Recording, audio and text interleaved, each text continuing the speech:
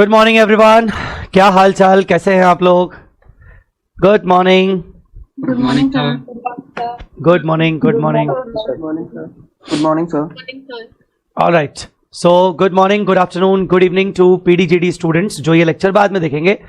इसके अलावा कौन कौन बच्चा अवेलेबल है, लेट्स चेक। रोशनी, श्रीहरि, रश्मि, निशांत, कृपाली, कुणाल, मोहम्मद हाशिम, हर्षित, ऋतिक और भी बहुत सारे लोग हैं।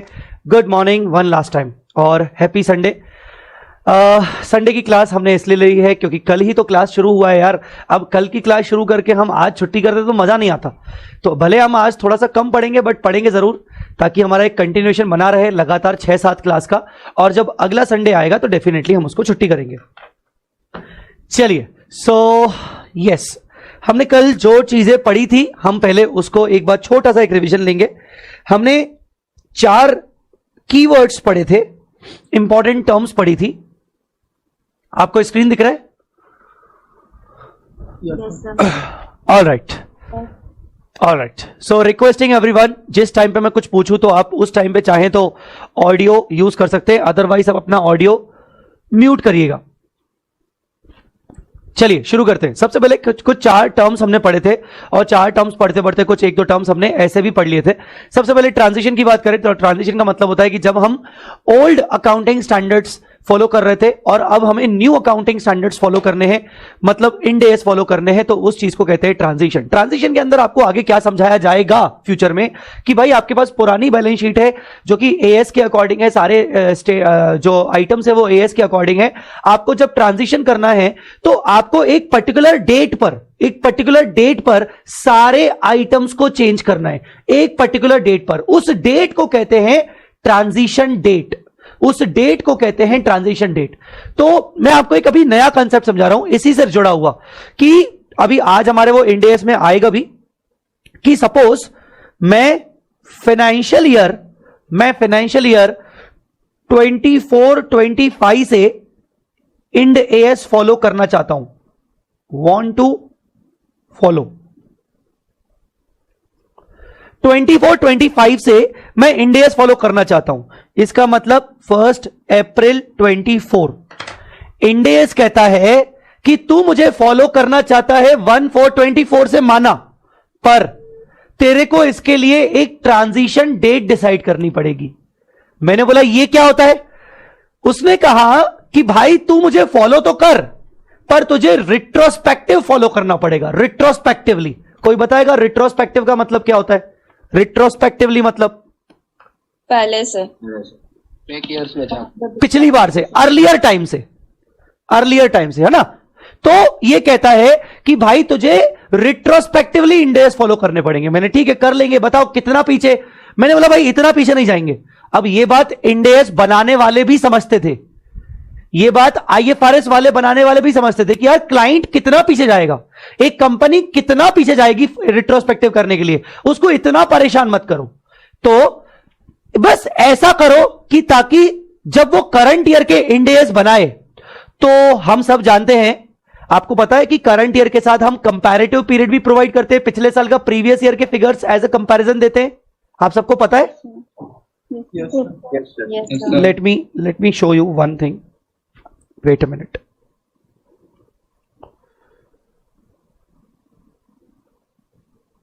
मैंने कल एक बैलेंस शीट डाउनलोड किया था,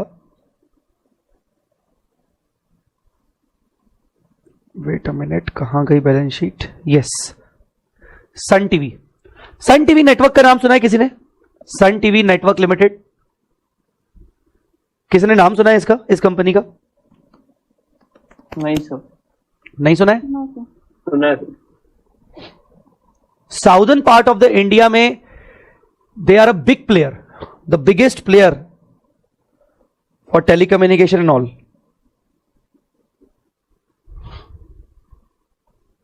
ये सन टीवी नेटवर्क लिमिटेड है, ये इंड एएस फॉलो करती है, ये एक लिस्टेड कंपनी है, ठीक है? और मुझे बहुत कंपनी ये पसंद है एक्चुअली। ये देखो, अभी उसका रीसेंट जो एनुअल रिपोर्ट अगर आप डाउनलोड करने जाओगे नेशनल स्टॉक एक्सचेंज में, तो आपको ये वाली बैलेंस शीट मिलेगी। अभी जो 22-23 वाला है, अभी वो उसका फाइनलाइज नहीं हुआ है। तो आप देखो ये वाले ईयर को हम क्या बोलते हैं, करंट ईयर, ये करंट फिगर्स है। और इसको क्या बोलते हैं, इसको बोलते हैं कंपैरेटिव्स। क्या बोलते हैं बेटा, कंपैरेटिव्स। 22 जो होता है, 22 मतलब इसका करंट वाला है, ये करंट ईयर, और ये कंपैरेटिव्स होते हैं प्रीवियस ईयर। मैं आपको इतना बताना चाहता हूं कि ये कंपनी फॉर एग्जांपल, जो भी कंपनी में एक्स लिमिटेड 24-25 से मतलब 1424 से want to follow Ind AS।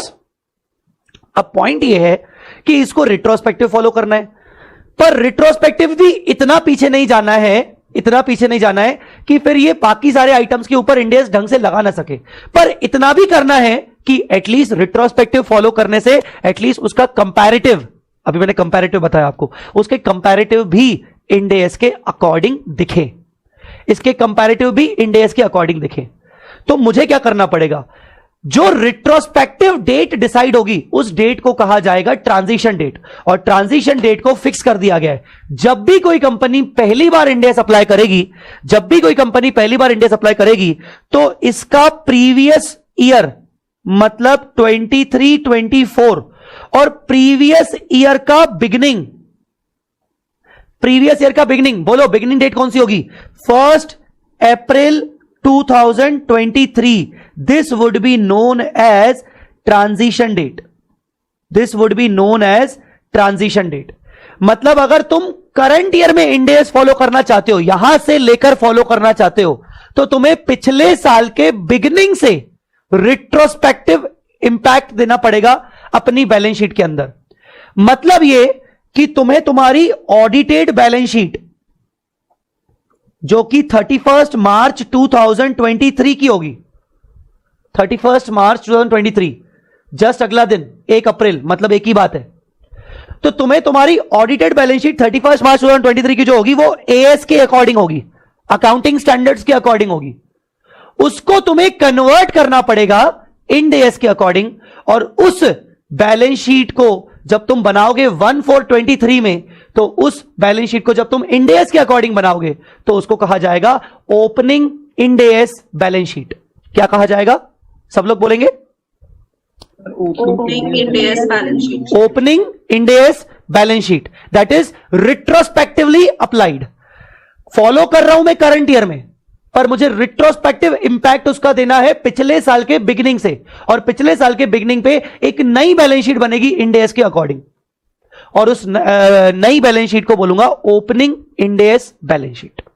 Sir उस नई बैलेंस शीट का फिर से ऑडिट करना पड़ेगा? नहीं, no audit, only the figures to be reclassified, restated, represented as per Ind AS। तो जो प्रेजेंटेड हुआ है प्रेजेंटेशन पार्ट, तो उसको कैसे कंफर्म करेगा कि वो सही किया है प्रेजेंटेशन, जो क्लासिफिकेशन हो? वो उसको करंट ईयर का ऑडिटर चेक करेगा, करंट ईयर का ऑडिटर सिर्फ वेरीफाई करेगा कि ओके इट इज ऑडिटेड, और करंट ईयर का ऑडिटर उससे पहले देखेगा कि हां मैनेजमेंट का अप्रूवल आ गया, दैट्स इट। मैं उसी के फिगर्स के बेसिस पर आगे बढ़ूंगा। Okay sir. तो सर डिस्क्लोजर देना पड़ेगा क्या कोई? और डिस्क्लोजर पूरा रिपोर्ट बनेगा भाई, फर्स्ट टाइम एडॉप्शन हो रहा है, एक छोटा डिस्क्लोजर से कुछ नहीं चलेगा, पूरा फर्स्ट टाइम एडॉप्शन हो रहा है, पूरा इसका रिपोर्ट बनेगा कि हमने एक एक डिस्क्लोजर बोल रहे हो आप। ये सुनो, ये जो बैलेंस शीट है ना मेरे पास, ये बैलेंस शीट 31 मार्च, ये वाली बैलेंस शीट, ये वाली AS वाली 23, ये बैलेंस शीट ऐसे होगी। ये बैलेंस शीट के अंदर इक्विटी एंड लायबिलिटी होगा, फिर यहां असेट्स होगा, बिकॉज ये AS के अकॉर्डिंग है। तो इसमें जितने भी फिगर्स होंगे, लायबिलिटीज चाहे करंट लायबिलिटी हो चाहे नॉन करंट लायबिलिटी हो, असेट्स चाहे करंट हो चाहे नॉन करंट असेट्स हो, ये सारे figure AS amount, AS amount, AS amount, AS amount. अब क्या होगा, इंड AS कहता है जब तू मुझे पहली बार फॉलो करेगा, इस बैलेंस शीट को तू फिर से बनाएगा, तो तुझे सारे अमाउंट इंड AS के अकॉर्डिंग लाने पड़ेंगे। सर इससे तो अमाउंट चेंज हो सकते हैं। हां बिल्कुल सर, मान लो AS में कोई असेट का ट्रीटमेंट था, उसके अकॉर्डिंग 5 करोड़ की वैल्यू आ रही थी, पर अब इंड AS के अकॉर्डिंग ट्रीटमेंट कर रहे हैं तो उसके हिसाब से 4.7 करोड़ की वैल्यू आ रही है। सर ये तो अमाउंट बदल जाएगा। मैंने हां सर ऐसे तो एक बड़ी सारी बैलेंस शीट में बहुत सारे अमाउंट बदलेंगे। मैंने हाँ बहुत सारे अमाउंट बदलेंगे। सर ऐसे तो बैलेंस शीट हो सकता है टैली ना हो। मैंने हाँ हो नहीं होगी। तो सर क्या करेंगे? इंड एएस कहता है क्योंकि तू रिट्रोस्पेक्टिवली अप्लाई कर रहा है, अब मैं तेरे को यह नहीं कह रहा कि तू 4 साल पहले जा, 10 साल पहले जा, जब से तूने असेट लायबिलिटी खरीदी थी तब से जा। तो इसीलिए इस बैलेंस शीट में कल को डिफरेंस आएगा तो वो अदर इक्विटी में चला जाएगा। अदर इक्विटी मतलब ओपनिंग इक्विटी में पूरा का पूरा डिफरेंस जाएगा, पूरा का पूरा डिफरेंस जाएगा ओपनिंग इक्विटी में। इस बैलेंस शीट को टैली करने के लिए ये लिखा हुआ है इंड एएस के अंदर, वो डिफरेंस जाएगा रिजर्व्स में, अदर इक्विटी में। सर रुको, अभी रुको, सबर करो। चलो सर डिफरेंस चला गया। एक बच्ची ने पूछा सर डिस्क्लोजर देना पड़ेगा, आते हैं अब डिस्क्लोजर पे। इंड एएस बोलता है अब तूने बैलेंस शीट बना ली, अब इसका प्रॉपर एक रिकंसिलेशन बना, इसका एक रिकंसिलेशन बना। मैंने एक रिकंसिलेशन क्या होता है? रिकंसिलेशन ये कि जो तेरा अदर इक्विटी है, अदर इक्विटी है as per Ind AS opening balance sheet के अंदर, और जो तेरा पुराना ओल्ड रिजर्व एंड सरप्लस था as per AS, as per AS वही 31 मार्च 23 ऑडिटेड बैलेंस शीट वाला, इन दोनों के बीच में जो भी डिफरेंसेस हैं वो कौन से डिफरेंसेस हैं? कौन कौन से असेट लायबिलिटी के डिफरेंसेस हैं? तो डिस्क्लोजर की बात कर रहे हो, आपको हर एक आइटम का ब्यौरा देना पड़ेगा कि ये अमाउंट क्यों चेंज किया, कितने से चेंज हुआ, और उसका नोट नंबर नीचे आएगा कि भाई पहला आइटम आपने पीपी चेंज किया, पीपी आपने दिखाया एज पर इंड एएस 16, उसके कारण डिफरेंस आया 50 करोड़ का। अब इसका नोट नंबर 1 नीचे आएगा कि we followed Ind AS 16, Ind AS के अकॉर्डिंग इतनी वैल्यू थी, पर इंड एएस 16 का ये प्रोविजन होता है, इसके अकॉर्डिंग हमारी ये वाली आई value. Refer annexure number this for the working, हम एनेक्जर लगाएंगे उसके पीछे। आया समझ में कि नहीं? तो हर एक चीज का डिफरेंस का एक एक रिकंसिलेशन बनेगा, और ओल्ड रिजर्व जो थे और न्यू इक्विटी आ गया, उसके कारण कितने डिफरेंसेस आए, हर एक डिफरेंसेस की बातें आएंगी और उसके नोट्स आएंगे, फिर उसके एनेक्जर आएंगे। तो दीज आर द डिस्क्लोजर्स, ये डिस्क्लोजर होंगे। और बैलेंस शीट को जब मैंने कन्वर्ट किया था एएस से इंड एएस में, तो ये डिफरेंसेस आएंगे, डेफिनेटली आएंगे, वो डिफरेंसेस पूरे अदर इक्विटी में जाएंगे। कुछ आया समझ में? Yes sir. Yes sir. बेटा इस डेट को क्या बोलेंगे? जिस डेट से, सुनो, जिस ईयर से तुम इंड एएस फॉलो कर रहे हो, तुम्हें रिट्रोस्पेक्टिव जाना पड़ेगा। रिट्रोस्पेक्टिव डेट को कहते हैं, रिट्रोस्पेक्टिव डेट को कहते हैं ट्रांजिशन डेट। Transition date. इसीलिए मैंने तुम्हें यह वर्ड पढ़ाया था, कहां गया? इसीलिए मैंने तुम्हें वर्ड पढ़ाया था transition, from new, following new accounting rules from old accounting rules, transition. अच्छा सर ये ट्रांजिशन फिक्स है, मतलब हमें क्या हर साल पिछले ईयर के बिगिनिंग ही करना है? सर अगर मेरी मर्जी में 4 साल पुराना ट्रांजिशन करूं तो? देखो इतना मिनिमम है, पिछले साल के बिगिनिंग से मिनिमम है, यह करना ही पड़ेगा। पर अगर तुम और पीछे जाना चाहते हो तो तुम्हारी इच्छा, कोई कंपनी करती नहीं है। सर क्यों नहीं करती? कौन अपना इतना कॉस्ट लगाएगी?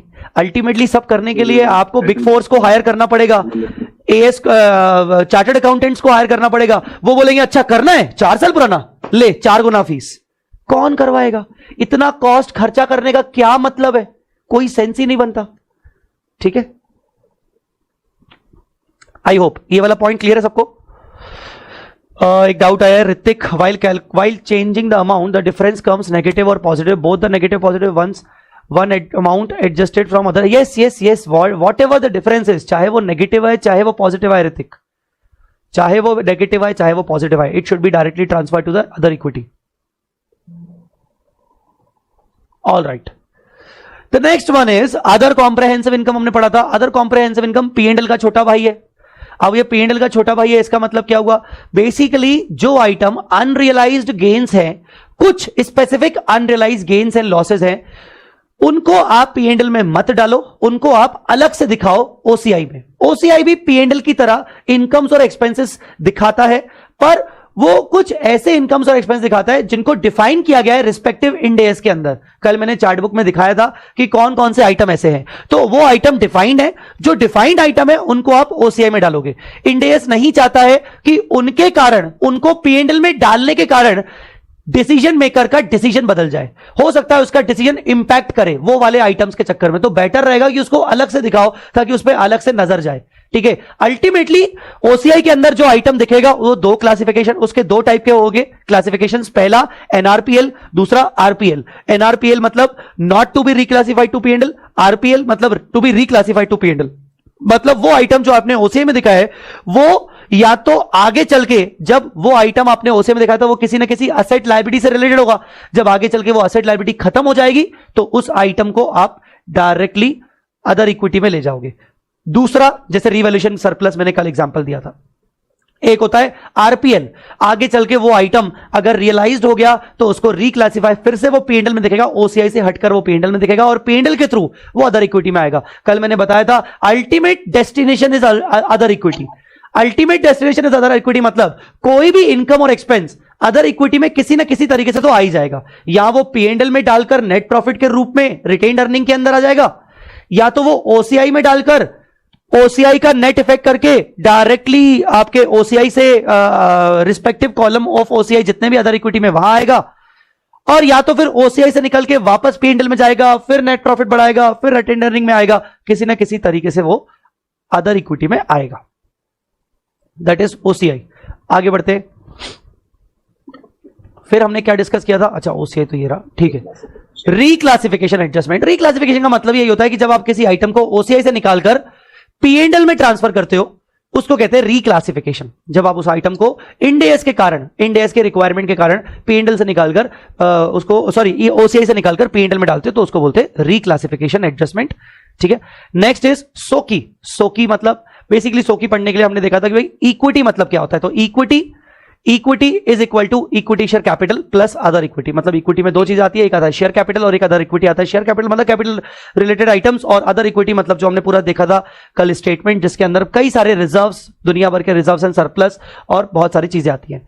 सोकी क्या बताता है? सोकी एक ऐसा स्टेटमेंट है जो बताता है कि ड्यूरिंग द ईयर कितने चेंजेस हुए इक्विटी कैपिटल में और अदर इक्विटी में। जितने भी रिस्पेक्टिव चेंजेस हुए, positive changes, negative changes, issue किया, बायबैक किया, बोनस दिया, रिजर्व्स ऐड हुए, नेट प्रॉफिट आया, ट्रांसफर किया एक रिजर्व से दूसरे रिजर्व में, आपने रिजर्व से पैसा निकाला, डिविडेंड प्रोवाइड किया, वो सारी चीजें ड्यूरिंग द ईयर में क्या चेंजेस हुए हैं इक्विटी में वो बताता है सोकी, statement of changes in equity. AS के अंदर हम इसको सोकी बनाते तो थे पर हम सोकी नाम नहीं देते थे, हम उसको working note number 1, note number 2 बोलते थे। अब वो सोकी के नाम पे आएगा।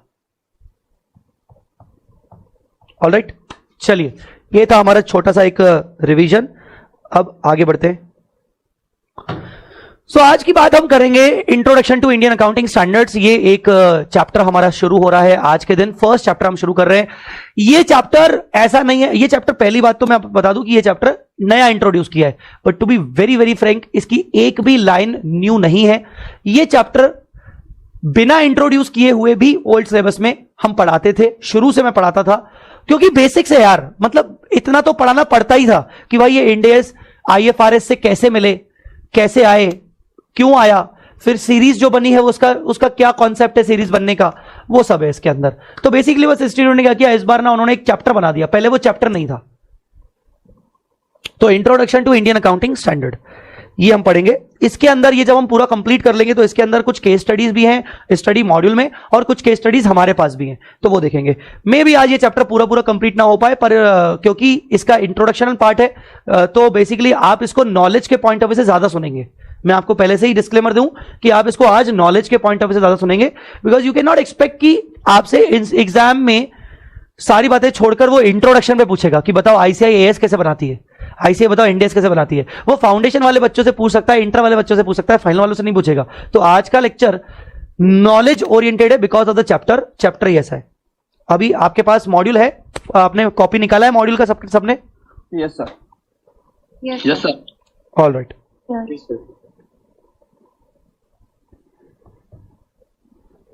देखो हम सब जानते हैं कि जो अकाउंटिंग स्टैंडर्ड्स होता है, आईसीएआई की एक बोर्ड है, अकाउंटिंग स्टैंडर्ड बोर्ड, जिसको फॉर्म किया गया था 1977 में। आज भी अकाउंटिंग स्टैंडर्ड बोर्ड ही कोई भी इंड एस ड्राफ्ट करता है। हाँ, वो एक अलग बात है कि वो ड्राफ्ट करके अगर कंपनी के ऊपर अप्लाई करना है तो वो लोग एएस भी क्या करता है, वो ड्राफ्ट जाके रिकमेंड करता है नफरा को। नफरा का कोई फुल फॉर्म बताएगा? नफरा NFRA किसी ने सुना होगा? Financial reporting. Financial Reporting Authority. Very good. So ICI क्या करता है? आईसीआई फाइनल ड्राफ्ट बना के वो नफरा को सबमिट करता है और नफरा आगे एमसीए के थ्रू उसको गैजेट ऑफ इंडिया के नोटिफिकेशन के थ्रू नोटिफाई करता है कंपनीज के लिए. रही बात अदर कॉर्पोरेट एंटिटीज के लिए, तो वो फिर डायरेक्टली आईसीआई इशू कर देता है कि भाई अदर एंटिटीज है, नॉन कॉर्पोरेट एंटिटीज है, कि पार्टनरशिप है और प्रोप्राइटरशिप है, अदर एंटिटीज है, तो उनके ऊपर आईसीआई डायरेक्ट इशू कर देता है. जिसको फॉलो करना है करे, ये होता है. So basically ASB is the body establish by chartered accountant of India 1977 में. वो सारे अकाउंटिंग स्टैंडर्ड्स बनाएगी. एएसबी के अंदर कौन होता है? कमिटी मेंबर्स होते हैं और कुछ मेंबर्स बाहर के लोग भी होते हैं. एएसबी के अंदर मतलब अकाउंटिंग स्टैंडर्ड बनाने के लिए मेजरली मेंबर्स कौन होते हैं? कमिटी मेंबर्स होते हैं. कमिटी मेंबर्स कौन? जिनको अपन वोट करते हैं सीए बनने के बाद. ठीक है ना. कुल मिला के कितने कमिटी में कितने मेंबर्स होते हैं? 32. हमारे आईसीआई की कमिटी के अंदर कितने मेंबर्स होते हैं? 32. सेंट्रल काउंसिल में, रीजनल काउंसिल में नहीं, सेंट्रल काउंसिल में 32 मेंबर्स होते हैं जो central India, region, northern India, southern India, western India, eastern India से चुन के आते हैं. और 32 मेंबर्स होते हैं. वो लोग हमारी पूरे आईसीआई की बॉडी चलाते हैं. उसके अंदर एएसबी के मेंबर्स भी जो होते हैं वो वही लोग होते हैं. उसमें प्रेसिडेंट भी होते हैं, वाइस प्रेसिडेंट भी होते हैं और कुछ लोग बाहर के होते हैं, एक्सपर्ट लोग. ठीक है. एक्सपर्ट लोग कौन? Representative from SEBI, representative from RBI, ऐसे लोग जो बेसिकली जो समझते हैं अकाउंटिंग की नॉलेज, जो एक्सपर्ट है. अच्छा, एएसबी क्या करेगा? एएसबी बेसिकली एएस का ड्राफ्ट फाइनलाइज करेगा. सर ड्राफ्ट फाइनलाइज करने के लिए पूरी प्रोसेस क्या होती है वो हम नीचे पढ़ेंगे. एएसबी बेसिकली क्या करेगा? जहां जहां मेरा हाईलाइट किया हुआ है वहां आप हाईलाइटर लगाओगे. हाईलाइटर है सबके पास? नहीं है तो फिर पेन से मार्किंग करोगे. तो once the ASB finalize the draft of AS post incorporating the public comments, मतलब बेसिकली ऑब्वियसली पूरा एक स्टेप है कि वो पहले पब्लिक कमेंट्स सुनेंगे, उसके पब्लिक कमेंट्स के बेसिस पर वो चेंजेस करेंगे. वो सब हो चुका है मान लो. डायरेक्टली वो अप्रूवल के लिए किसको भेजेगा? नफरा को भेजेगा. और नफरा क्या करेगा? Government of India through MCA, ministry of corporate affairs, as को, इंडिया को नोटिफाई कर देगा. आईसीआई क्या करेगा? आईसीआई नॉन कॉर्पोरेट एंटिटीज के लिए खुद ही इशू कर लेगा एएस को. नॉन कॉर्पोरेट एंटिटीज के लिए एएस को नोटिफाई करने की जरूरत नहीं है. क्यों नहीं है सर? उनका कोई लॉ ही नहीं है. कॉर्पोरेट एंटिटीज का कंपनीज एक्ट का लॉ है. उनका सेक्शन 133 कहता है तुम्हारे फाइनेंशियल स्टेटमेंट इंड एएस के कंप्लायंस में होने चाहिए. तो एएस का नोटिफिकेशन करना जरूरी है, नोटिफाई करना जरूरी है. जबकि other non corporate entities, proprietorship, partnership, उन पार्टनरशिप का लॉ है पर उनके किसी लॉ में कोई अकाउंटिंग एरिया है ही नहीं. तो इसलिए अदर एंटिटीज के लिए कोई नोटिफाई करने की जरूरत नहीं है. सिर्फ इशू करके रख दो, जिसको फॉलो करना है करे. सीधा सीधा. आई बात समझ में कि नहीं? नाउ ये लोग एएस के बारे में बता रहे हैं. Indian scenario prior to the introduction of Ind AS in India. AS आने से पहले क्या था? एएस आने से पहले इंड एएस आने से पहले क्या था? एएस थे. एएस थे भाई, ये सब एएस है. ठीक है ना. ये सारे के सारे एएस थे. 27, 28, 29 यहां तक थे. हालांकि 29 के बाद भी थे. 30, 31, 32 मेरे टाइम पर जब मैं सीए कर रहा था तो मेरे टाइम पर 30, 31, 32 करके थे. पर वो कभी अप्लाई नहीं हुए. वो रिकमेंडेटरी थे पर सिलेबस में थे. और ओरिजिनल रियल लाइफ में अप्लाई हुए ही नहीं थे वो, पर मेरे सिलेबस में थे 30, 31, 32. और वो हमेशा रिकमेंडेटरी रहे, वो कभी अप्लाई नहीं हुए. तो इसीलिए वो यहां पर 29 के बाद आया ही नहीं है.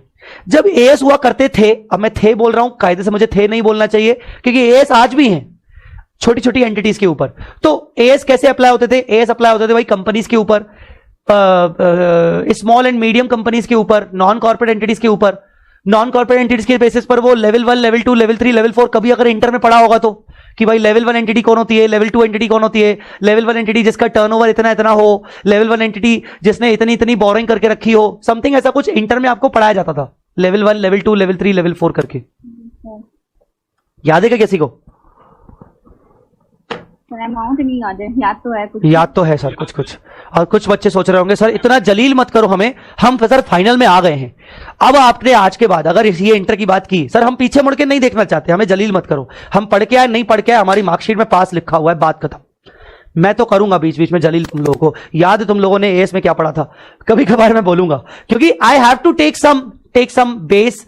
ऐसा नहीं कि मैं समझाऊंगा नहीं उस बेस के बाद, बट कुछ तो बातें करनी पड़ेगी. जलील करूंगा मैं तुम लोगों को बीच बीच में. हाँ वापस आते.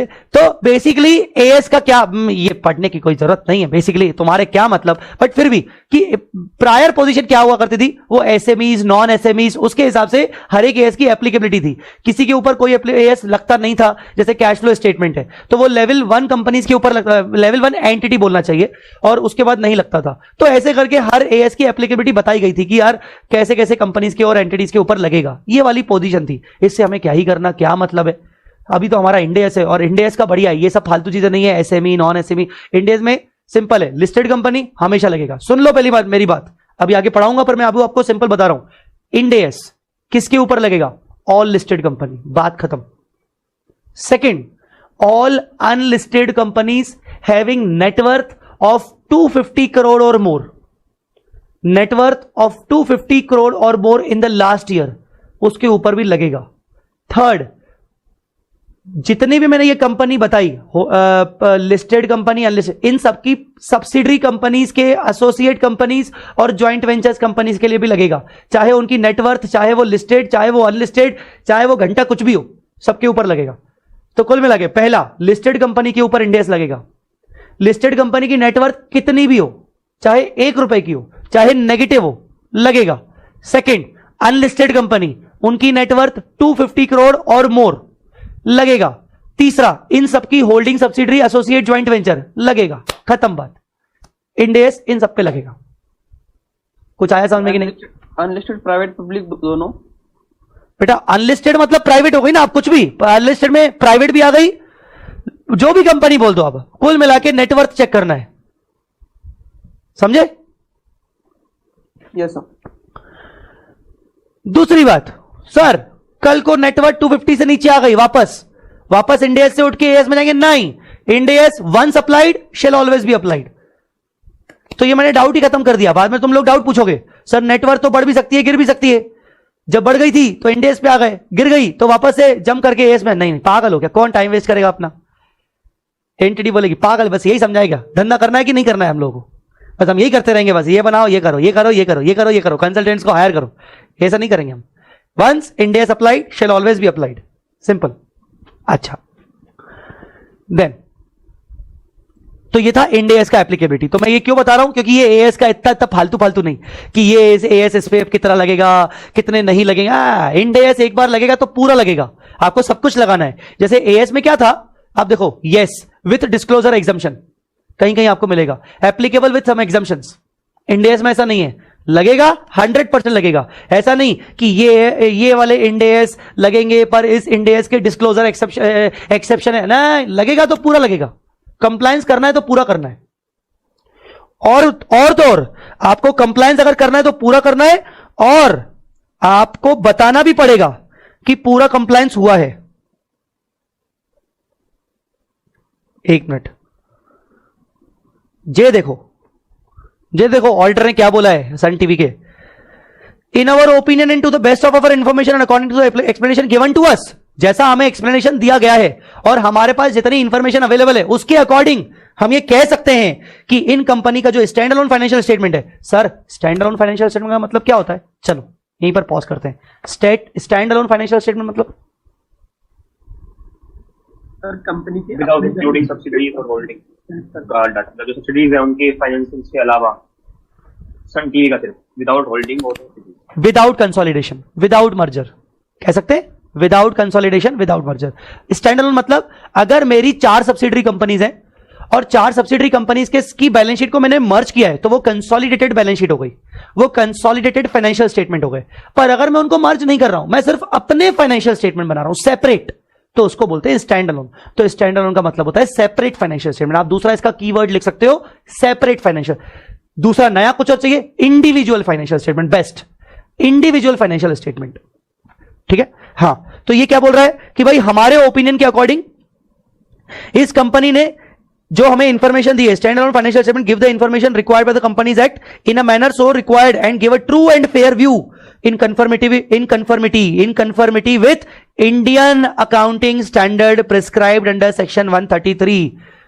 Section 133 read with companies Indian accounting standard rule 2015। कल बताया था कि इंड एस जब आए थे तो उसका इंड एस रूल्स 2015 के थ्रू प्रेस्क्राइब्ड होते हैं। हालांकि उसको समय समय पर अमेंड किया जाता है, पर वो मेन रूल जो है वो 15 है। तो ये क्या बोल रहा है कि भैया इस कंपनी ने, जैसा हमारा ओपिनियन है, जैसी हमें इंफॉर्मेशन मिली है, इसके फाइनेंशियल स्टेटमेंट जो है वो सेक्शन 133 के द्वारा बताए गए इंड एस के रूल्स फॉलो कर रहे हैं, उसके अकॉर्डिंग ये ट्रू एंड फेयर वैल्यू दे रही है बैलेंस शीट।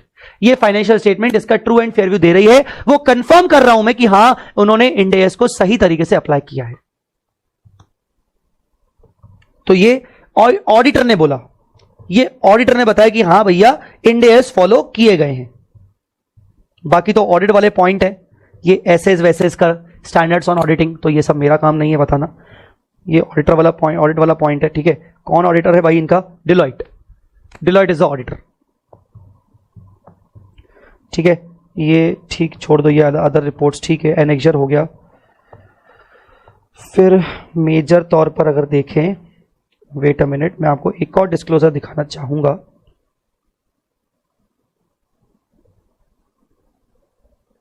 ये अब कंपनी बता रही है, वो ऑडिटर रिपोर्ट थी, अब कंपनी देखो, statement of compliance and basis of preparation of financial statement.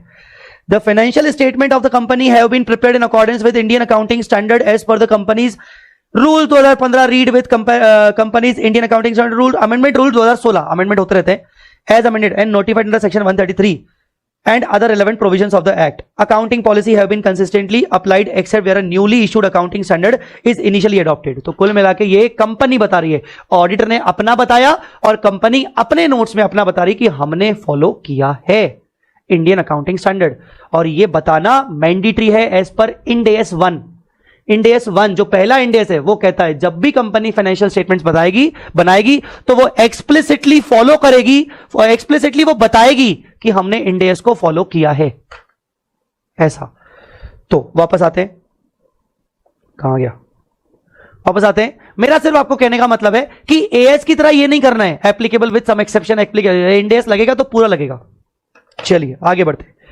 Accounting standards के अपने लिमिटेशंस थे। क्या लिमिटेशंस थे अकाउंटिंग स्टैंडर्ड्स के? क्या है यार, देखो अकाउंटिंग स्टैंडर्ड्स बनाए गए कब? 80s से लेकर 1977 में तो एएस भी डेवलप हुआ।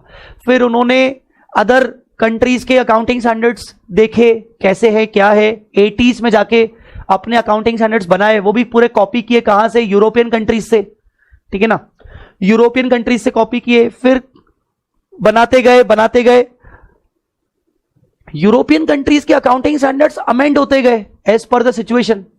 बड़ा चेंज तब आया जब इंडिया में 1994 में फाइनेंस मिनिस्टर ने बेसिकली नेशनलाइजेशन स्कीम लाई और पूरे भारत में बेसिकली बदलाव हुआ। आपको पता होगा कि when Manmohan ji was the finance minister, उस टाइम पे बेसिकली इंडिया में बहुत बड़े बदलाव हुए, तो बाहर की कंपनियां आके इंडिया में काम करने लगी, इंडियन कंपनीज को भी मौका मिला बाहर जाने में।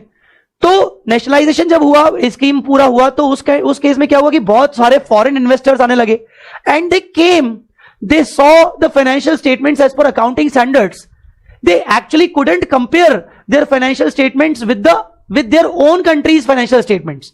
सो देयर वाज अ एम्बिग्विटी कि यार हर कंट्री के अलग अलग फाइनेंशियल अकाउंटिंग स्टैंडर्ड्स के अकॉर्डिंग अलग अलग फाइनेंशियल स्टेटमेंट, ये तो गड़बड़ जा रहा है। और एएस लिटरली 20 साल बाद हमें फील होने लगा कि मतलब बहुत पुराने हो गए। तो आपने अभी सुना है, अभी इंडिया में G20 समिट का आपने सुना है क्या? G20 जो देश हैं, पूरे कंट्रीज हैं, किसने सुना है? G20 summit. तो G20 समिट में कई सारे देश जैसे भारत, यूरोप के कुछ कंट्रीज, अमेरिका, इटली तो यूरोप में ही हो गया, तो ऐसे कुछ कंट्रीज G20 में पूरे मेंबर्स है G20 के। और इसके अलावा अदर कंट्रीज ने भी ये मिलकर डिसाइड किया कि let's make one common accounting standard, uniform accounting standard, जिसको all over the world apply किया जा सके, हर कंट्री उसको अप्लाई करे। हां, थोड़े बहुत एक्सेप्शंस अपने किए जा सकते हैं। Let's start with this. तो फिर इससे क्या होगा, अकाउंट जो पुराने अकाउंटिंग स्टैंडर्ड्स होंगे, वो जो एम्बिग्विटीज थे वो सब खत्म हो जाएंगे, क्योंकि हमारे देश के अकाउंटिंग स्टैंडर्ड्स जो अकाउंटिंग ट्रीटमेंट बता रहे हैं वो अमेरिकन अकाउंटिंग स्टैंडर्ड्स नहीं बता रहे, कुछ और बता रहे, यूरोप के कुछ और बता रहे। अब मेजर इन्वेस्टर्स वहां से ही आते हैं, यूरोप से आते हैं, अमेरिका से आते हैं, तो बेसिकली वहां पर गड़बड़ हो रही थी कि हमारे फाइनेंशियल स्टेटमेंट कंप्लाई नहीं कर रहे थे उनके कंट्री के अकॉर्डिंग। तो वो फिर क्या है, इन्वेस्टमेंट करने में प्रॉब्लम आ रही थी, कंपैरिजन करने में प्रॉब्लम आ रही थी। They couldn't understand the language of accounting of our entities, so इसीलिए उनको चेंज किया गया। Emergence of global accounting standard, इसके लिए क्या किया गया, बहुत समय पहले से ही यूरोप में इंटरनेशनल अकाउंटिंग स्टैंडर्ड कमिटी, जिसका आज नाम बदल गया है, इंटरनेशनल अकाउंटिंग स्टैंडर्ड बोर्ड हो गया है। पहले वो कमिटी थी, अब वो बोर्ड हो गया है, IASC, अब वो हो गया IASB। तो ये पहले से ही कमिटी बनी हुई थी, ये यूरोप की थी बेसिकली। आप देखोगे इसमें मैक्सिमम कंट्रीज आपको यूरोप के दिखेंगे। कौन कौन सी कंट्रीज है भाई? कनाडा छोड़ दे, यूरोप में नहीं है। ऑस्ट्रेलिया छोड़ दे। अब यहां से देखना शुरू करो। फ्रांस, जर्मनी, जापान नहीं है, मैक्सिको नहीं है, नीदरलैंड्स, यूके, आयरलैंड और लास्ट में यूनाइटेड स्टेट्स ऑफ अमेरिका। ये सारे कंट्रीज ने मिलकर ये इंटरनेशनल कमिटी बनाई ताकि वर्ल्ड वाइड बेसिस पर accounting standards, maximum countries same accounting standards follow किए जाए। और ये यूरोपियन कंट्रीज के अलावा भी कुछ और देश थे, ठीक है। आगे चल के इसका नाम ये देखो IASB हो गया, नोन एज IASB। सॉरी, ये तो IASC लिखा है यहां पर, कहीं आपको दिखेगा IASB हो गया। तो बेसिकली IASB क्या करता है? सेम जैसा इंडिया में ASB है वैसा इंटरनेशनली IASB है। इंडिया का ASB क्या करता है? इंड AS निकालता है। इंटरनेशनल वाला IASB क्या करता है? IFRS निकालता है, क्योंकि हमारे इंड AS तो बेसिकली IFRS से बने हुए हैं, ठीक है ना।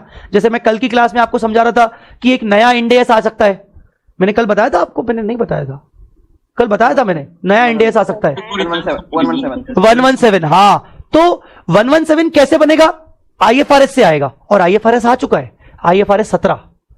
IFRS 17 को हम बोलेंगे 117 एक्चुअली। अब ये सीरीज कैसे डिसाइड होती है ये भी बताऊंगा। तो IFRS 17 IASB ने निकाल लिया है, अप्लाई हो भी गया है, बट अभी भारत में अभी नहीं आया, अभी उस पर बात चल रही है, अभी उस पर काम चल रहा है, ठीक है। यस, IASB यहां पर आ गया। IASB आगे चल के IASC को चेंज करके IASB फॉर्म किया गया 2000 में, 1 जुलाई में। अब ये वाली सारी बातें पुरानी है, हिस्ट्री है, तो इसलिए अपन थोड़ा सा फास्ट चलेंगे इस पे। IASB members responsible for the development and the publication of international financial report accounting standards या रिपोर्टिंग स्टैंडर्ड्स। बेसिकली IASB क्या करती है? IASB IFRS बनाती है। तो पहले कौन थी? पहले IASC, वो क्या करती थी? इंटरनेशनल अकाउंटिंग स्टैंडर्ड बनाती थी। जैसे बच्चों जैसे हमारे भारत में AS से इंड AS आए, वैसे ही इंटरनेशनली पहले IAS हुआ करते थे और उससे IFRS आ गए, ऐसा कंसेप्ट है। पहले हमारे यहां क्या था? AS, तो इंटरनेशनली IASC ने क्या निकाल के रखे थे? IAS, international accounting standard. अब हमारे यहां क्या आ गया? इंड AS, और उनके यहां पर क्या आ गया? IFRS, उसको बदल के IFRS कर दिया गया। तो IASB बनाती है, ठीक है। नाउ ये जरूर याद रखना एज अ नॉलेज पर्पस के लिए, 2 prominent and widely adopted accounting standards have emerged. पूरे देश में जो सबसे तगड़े, बहुत ही स्ट्रांग और वाइडली एक्सेप्टेड अकाउंटिंग स्टैंडर्ड्स है ना, वो ये 2 हैं। हमारे इंडिया के भी नहीं है, वो 2 हैं। पहले US GAAP, ये नाम तो तुमने कई बार सुना होगा। US GAAP accounting standard set by US financial accounting standard board, FASB, financial accounting standard board. पूरा अमेरिका कवर करता है, स्टेट्स ऑफ अमेरिका, सब कुछ। उन कंपनीज के ऊपर आज भी FASB का रूल है, और वो निकालते हैं US GAAP, मतलब अकाउंटिंग स्टैंडर्ड्स वहां के। और दूसरे वाइडली एडॉप्टेड है IFRS। यूं समझो कि इन दोनों को एक तरीके से बहुत ही, ये दोनों मिरर इमेज है, मतलब IFRS और ये US GAAP, ये दोनों अलग अलग अथॉरिटीज के द्वारा निकाले गए, पर ये दोनों बेसिकली बहुत कॉमन है, बहुत लगभग सेम है। बहुत ही कम एक्सेप्शन है इन दोनों के बीच में, मतलब बहुत ही कम डिफरेंसेस है इन दोनों के बीच में। निकाले दोनों अलग अलग अथॉरिटीज है। IFRS are issued by IASB, जहां पर यूरोपियन कंट्रीज का डोमिनेंस है। UK, Ireland, Germany, Italy, France, इनका डोमिनेंस ज्यादा है। और US GAAP basically dominated by states of America, all the states of America. So basically ये 2 वाइडली एक्सेप्टेड स्टैंडर्ड्स हैं पूरे वर्ल्ड में, और जितनी भी कंट्रीज अपने खुद के स्टैंडर्ड बनाती है वो इनको बेस रखती है। इंडिया ने किसको बेस रखा? आप क्या बोलोगे? US GAAP को रखा होगा कि IFRS को रखा होगा? IFRS। इंडिया ने IFRS को बेस रखा। जब तक ये पहले, सालों पहले, लगभग 15-20 सालों पहले, जब तक ये दोनों अलग अलग अपने अपने हिसाब से बनाते थे, तो इन दोनों के बीच में बहुत डिफरेंसेस थे। तो मैंने अभी आपको बताया ना, G20, ग्रुप ऑफ 20 कंट्रीज, तो G20 समिट में क्या हुआ? डिसाइड किया गया कि यार लेट्स कोलैबोरेट, क्योंकि अब इन्वेस्टमेंट्स बढ़ना है, अब इंटर कंट्रीज इन्वेस्टमेंट्स बहुत सारे बढ़ाने हैं, तो ऐसे केस में एक जैसे फाइनेंशियल स्टेटमेंट्स होना जरूरी है। तो G20 समिट्स बहुत सारे हुए, अलग अलग देशों में हुए, इस बार इंडिया में हो रहा है। सो बेसिकली उसके बेसिस पर ये दोनों स्टैंडर्ड्स को भी एक ट्रैक पर लाया गया, और इसीलिए मैं कह रहा हूं कि आज के दिन इनमें डिफरेंसेस हैं, बहुत कम है। और बाकी कंट्रीज को भी रिक्वायर किया गया, जो भी G20 के मेंबर्स हैं, जैसे रशिया और बाकी इंडिया, इन सबको भी रिक्वायर किया गया कि आप इन दोनों में से किसी एक को अडॉप्ट करो। इंडिया ने बहुत अच्छा डिसीजन लिया। इंडिया ने बोला हम अडॉप्ट नहीं करेंगे, हम IFRS के हिसाब से चलाएंगे, क्योंकि हमारे पिछले ASB पुराने वाले इनके IAS इंटरनेशनल अकाउंटिंग स्टैंडर्ड के अकॉर्डिंग थे, तो हम तो इन्हीं को फॉलो करेंगे, बट हम इनको अडॉप्ट नहीं करेंगे as it is copy pasting, हम इनके जैसे अपने खुद के इंड AS बनाएंगे। अब ये होना भी चाहिए था, एटीट्यूड होना चाहिए था। ICAI being the second largest accounting body, हाँ ठीक है तुम्हारे स्टैंडर्ड होंगे, पर ICAI है भैया, सेकेंड लार्जेस्ट अकाउंटिंग बॉडी है, ऐसे थोड़ी जाने देंगे, बहुत पैसा है अपने पास, हम अपने बनाएंगे, कॉपी पेस्ट क्यों करें, हम बल्कि अपने बना के दूसरों को सर्विस देंगे। नेपाल को बनवाएंगे, नेपाल को भी सर्विस देंगे, हाँ सुनो ऐसे बनाते हैं स्टैंडर्ड, बोलो क्या हेल्प चाहिए। तो ICAI तो बल्कि दूसरे कंट्रीज को हेल्प करता है अकाउंटिंग स्टैंडर्ड सेट करवाने में। सो उन्होंने IFRS के जैसे अपने खुद के स्टैंडर्ड्स बनाए, जिसमें वो चेंजेस किए उन्होंने, ठीक है, वो अभी मैं आगे बढ़ाऊंगा आपको। हाँ ये क्या है, the joint conference project was launched in 2002 by the international accounting standard board and US financial accounting standard board. Objective of this project to eliminate a variety of, मैंने अभी जो बताया कि पहले इनके अकाउंटिंग स्टैंडर्ड में बहुत सारे डिफरेंसेस हुआ करते थे, फिर आगे चल के धीरे धीरे जब अलाइन करना पड़ा, तो एक फाइनली एक मीटिंग हुई, लॉन्च हुआ एग्रीमेंट की यस नाउ अब सारे डिफरेंसेस को हटाना है फाइनली, और एक काम करना है, डिफरेंसेस हटा के फाइनली अब IFRS और US गैप को सेम करना है, और वो बाकी नेटवर्क कंट्रीज में पहुंचाना है। तो ये एक एग्रीमेंट किया गया। एग्रीमेंट के अकॉर्डिंग आज जो भी IFRS निकलता है वो US गैप के जैसा होता है, US गैप निकलता है तो वो IFRS के जैसा होता है। ये एक एग्रीमेंट है, और इस एग्रीमेंट के अकॉर्डिंग बाकी कंट्रीज भी जो अपने अपने अकाउंटिंग स्टैंडर्ड्स फॉलो करते हैं, तो वो इसी के अकॉर्डिंग फॉलो करते हैं। 167 ज्यूरिसडिक्शन में ऑलरेडी IFRS अप्लाई हो चुका है। 167 ज्यूरिसडिक्शन मतलब 167 countries basically. So that was the basic history, जो आपको थोड़ी थोड़ी जानना जरूरी है, ज्यादा नहीं।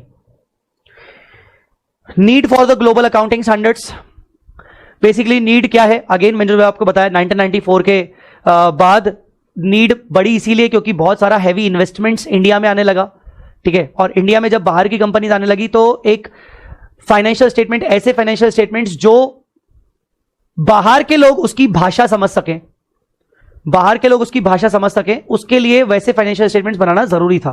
फॉरेन इन्वेस्टमेंट्स के लिए फाइनेंशियल स्टेटमेंट सेम करने जरूरी थे, इसीलिए हमने भी उनको अडॉप्ट किया। India made a commitment towards the convergence of Indian accounting standards in the G20 summit in 2009।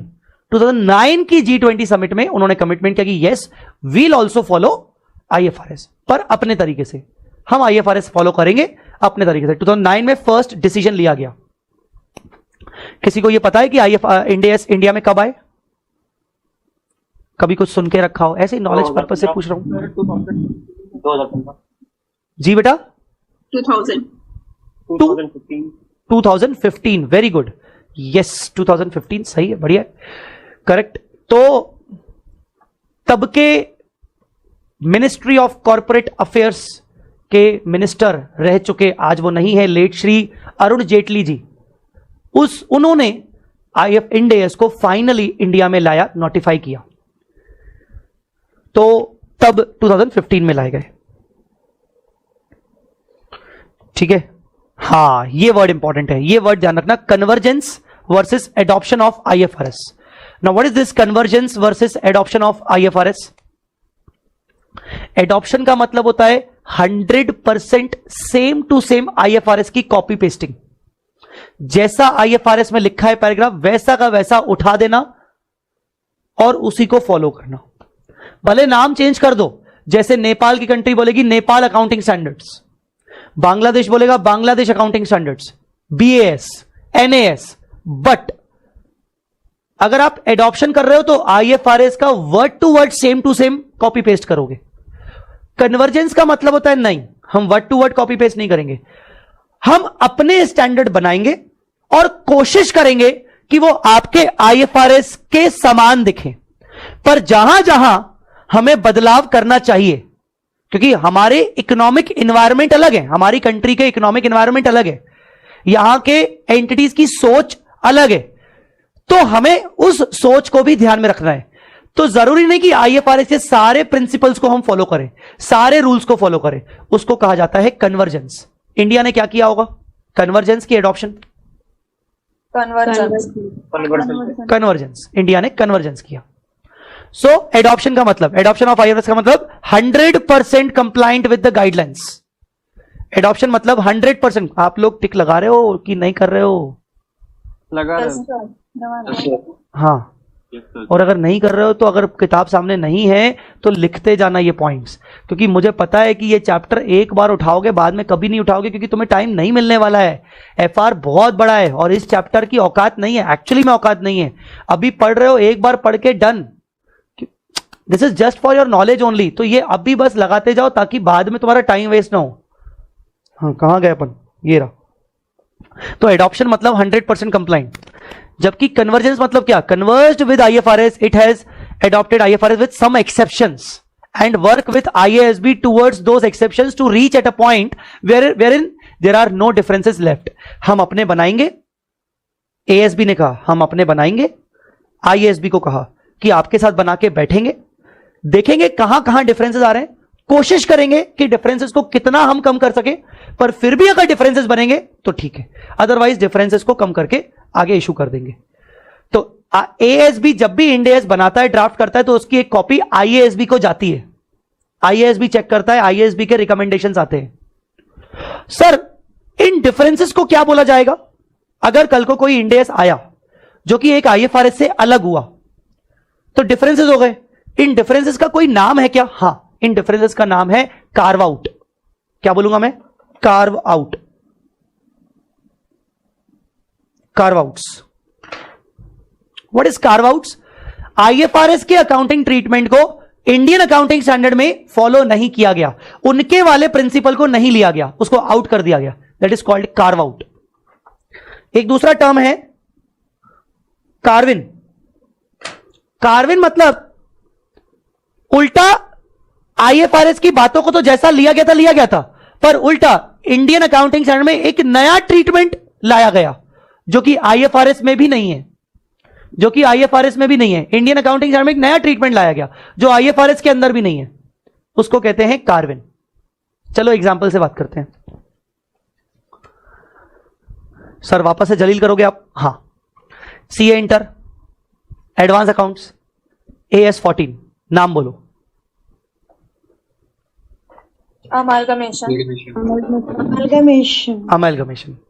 Amalgamation के अंदर, AS 14 के अंदर कितने नेचर ऑफ अमेलगमेशन होते हैं? कुछ था, 2 नेचर ऑफ अमेलगमेशन, नाम पता नहीं, मेरे को याद नहीं आ रहा। इन the nature of merger, in the nature of merger, in the nature of purchase. ठीक है, अब वो AS था, ठीक है, इन the nature of merger, in the nature of purchase. AS से हम इंड AS में आए, इंड AS हमने बनाया बिकॉज ऑफ IFRS। IFRS के अंदर अमेलगमेशन वाला जो स्टैंडर्ड है वो है IFRS 3। IFRS 3, उसका नाम है बिजनेस कॉम्बिनेशंस, बहुत बड़ा स्टैंडर्ड है। तो IFRS 3 कहता है भैया अमेलगमेशन तो एक ही होता है, which is amalgamation in the nature of purchase. नाम उन्होंने अलग कर दिया, they call it acquisition. Basically amalgamation, business acquisition एक ही होता है, that is called acquisition. Ind AS ने बोला नहीं नहीं नहीं नहीं, एक नहीं होता है, 2 होते हैं। जो तुम बोल रहे हो वो तो होता ही होता है, पर इन द नेचर ऑफ मर्जर भी होता है। उन्होंने बोला नहीं नहीं नहीं नहीं होता है, हमने बोला होता है, हम करेंगे। अरे ऐसे मत करो, नहीं हम करेंगे, क्योंकि हमारा income tax act 1961 amalgamation in the nature of merger में कई सारी कंपनीज को एग्जम्पशंस देता है, उनके लॉसेस को कैरी फॉरवर्ड करता है, हमें लाना ही पड़ेगा, हमारे पास कोई चॉइस ही नहीं है, इंडिया ने कहा। तो इन्होंने बोला हाँ ठीक है, IFRS वालों ने बोला ठीक है, अब क्या करें, that is called Corvin. India ने स्पेशली इंड AS बनाते वक्त इन द नेचर ऑफ मर्जर को ऐड किया, बोला नहीं हम तो लाएंगे, हम तो अकाउंटिंग करवाएंगे, क्योंकि अकाउंटिंग करवाना जरूरी है, क्योंकि इनकम टैक्स भी उस amalgamation in the nature of merger के बेसिस पे कुछ डिडक्शन एग्जम्पशंस देता है और कुछ कैरी फॉरवर्ड के बेनिफिट्स देता है, तो उसको बोला गया कार्विन। मतलब internationally amalgamation in the nature of merger कुछ नहीं है आईएफआरएस के अंदर, पर इंडिया में इंड एस के अंदर वो है, तो ऐसे चेंज को कहा जाता है कार्विन। अरे बोलो ना हाँ या ना यार, समझ में आ रहा है कि नहीं? Yes, sir. Sir carve out का भी एग्जाम्पल दे देते तो अच्छा होता सर। ठीक है, जलील करना अगर तुम्हें इतना अच्छा लगता है जलील होना तो बताओ, ले लो। वही same AS 14 amalgamation in the nature of purchase के अंदर हम जब एंट्री करते थे, याद हो तो अच्छी बात है, याद नहीं हो तो कोई बात नहीं, हम एंट्री करते थे business purchase account debit to liquidator of transferor company. फिर एंट्री करते थे असेट्स अकाउंट डेबिट, हम असेट्स टेक ओवर करते थे, हम लाइबिलिटीज टेक ओवर करते थे, assets account debit to liabilities to business purchase. और जो डिफरेंस आता था वो कहां डालते थे? गुडविल या capital reserve. Very good, very good. Goodwill या कैपिटल रिजर्व में डालते थे। आईएफआरएस कहता है कि जब भी डिफरेंस आएगा वो डेबिट आएगा तो गुडविल और क्रेडिट आएगा तो पीएनएल में डालो। हम लोग पागल हो गए, पीएनएल? अबे पीएनएल में क्यों? बोला गेन ना, आपका गेन है, गेन है। एक्चुअली ना यूरोपियन कंट्रीज में ना कैपिटल रिजर्व का कोई कॉन्सेप्ट ही नहीं है। हमने बोला ना बाबा ये हमसे ना हो पाएगा, प्रॉफिट को तुम बोल रहे हो पीएनएल में डालो। भैया ये कैपिटल नेचर का प्रॉफिट है और ये कोई हमें कैश में रियलाइज नहीं हुआ है, ये हमें असेट के फॉर्म में रियलाइज हुआ है। अरे भाई कैपिटल रिजर्व का मतलब क्या होता है? कैपिटल रिजर्व का मतलब यह होता है कि तुमने जो पीसी दिया 100 रुपए और जो तुमने नेट असेट एक्वायर किया 105 रुपए, मतलब तुमने असेट ज्यादा एक्वायर कर ली तो तुम्हें कैपिटल रिजर्व हो रहा है। एंट्री करते net assets account debit 105 to business purchase मतलब पीसी 100, और जो डिफरेंस आएगा वो टू कैपिटल रिजर्व में जाएगा। तो ये कैपिटल रिजर्व क्या ट्रीट हो रहा है? ये कैपिटल रिजर्व एक कैपिटल प्रॉफिट है जो कि हमें कैश में नहीं, हमें नेट असेट काइंड में रियलाइज हुआ है बाबा जी, और काइंड में रियलाइज हुआ है। हम इसको अगर कैपिटल प्रॉफिट है, चलो तुम बोल रहे हो कि हम इसको पीएनएल में डाल दें, अगर डाल भी दिया, गलती कर दी इतनी बड़ी, कल को वो फ्री रिजर्व दिख जाएगा भाई साहब। और अगर कल को वो फ्री रिजर्व दिख जाएगा तो कल को अगर डिविडेंड डिमांड किया जाएगा हमसे कि तुम्हारे पास इतना अच्छा खासा फ्री रिजर्व है, इतना अच्छा फ्री रिजर्व है, डिविडेंड दो, डिविडेंड दो, डिविडेंड बांटना पड़ेगा। गलत फायदा उठाएंगी कंपनी लोग इसके नाम पर। डिविडेंड बांटेंगी कंपनीज, अपनी कंपनी में डिविडेंड बांटा जाएगा। हम नहीं करेंगे ये, नहीं नहीं नहीं नहीं, ये फेवर में नहीं है, ये पब्लिक फेवर में नहीं है। पब्लिक का पैसा गलत तरीके से यूज होगा, मतलब डिविडेंड जब बांटा जाएगा तो पब्लिक का पैसा यूज होगा, जबकि पैसा है ही नहीं कंपनी में, नेट असेट आए। हम नहीं करने वाले, इंडिया ने मना कर दिया। That is called carve out. IFRS ने कहा कि डिफरेंस जाएगा पीएनएल में, हमने बोला नो पीएनएल, कैपिटल रिजर्व। कुछ आया समझ में? Yes sir. Yes, sir. Corvin, carve out. Now you understood the difference between Corvin and carve out. And what is Corvin, what is carve out?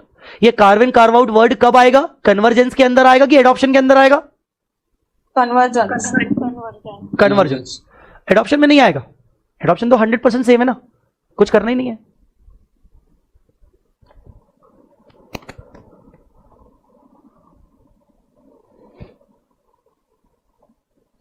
Countries like Canada, Bahrain, Cambodia have adopted IFRS, while countries like India, China, Hong Kong have converged with IFRS.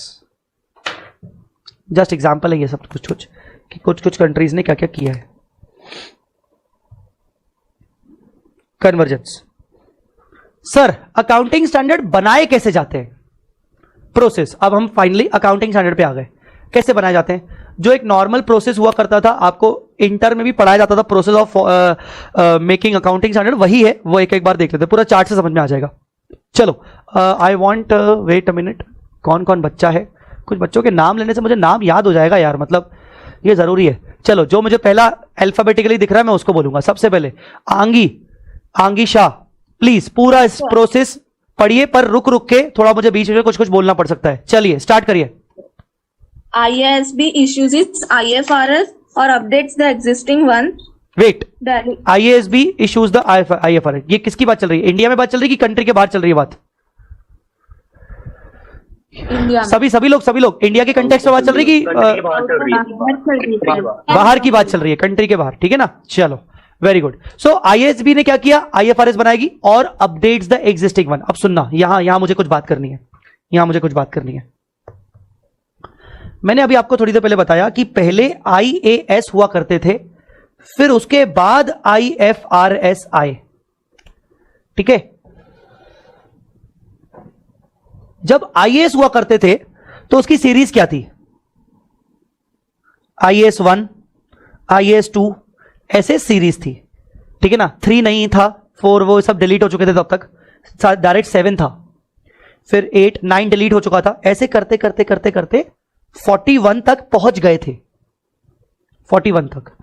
वो जब मैंने अभी थोड़ी देर पहले बताया कि पहले US gap अलग चलता था, आईएफआरएस अलग चलता था, फिर 2000 में इनकी मीटिंग हुई, इन्होंने बोला नहीं डिफरेंस को गायब करो, अब एक जैसे बनाओ, आईएफआरएस बनाओ। तो बेसिकली इन्होंने बोला कि यार हाँ यार अब ना एक जैसे होने चाहिए। तो इन्होंने क्या किया, आईएएसबी ने क्या किया, इन्होंने बोला हमारे जो ये वाले स्टैंडर्ड है हम इन्हीं में चेंजेस करेंगे, हम नए नहीं बनाएंगे। मतलब फॉर एग्जांपल आईएएस 2 जो है वो इन्वेंट्री के ऊपर है, वैल्यूएशन ऑफ इन्वेंट्री। नहीं, इन्वेंट्री का जो स्टैंडर्ड बन गया है हम उसी में चेंजेस करेंगे। आईएएस 7 जो है कैश फ्लो स्टेटमेंट, उन्होंने बोला हमारा बन गया है, हम उसी में बदलाव करेंगे। यूएस वालों को भी कहा कि हम अपना नया नहीं निकाल रहे हैं, हम एग्जिस्टिंग में बदलाव कर रहे हैं, और जहां जहां नए की जरूरत है वहां हम नए निकालेंगे। जैसे एक 39 करके हुआ करता था, आईएएस 39। उन्होंने बोला नहीं यार ये बहुत गंदा हो चुका है, इसको हटाओ, एक नया बनाओ, आईएफआरएस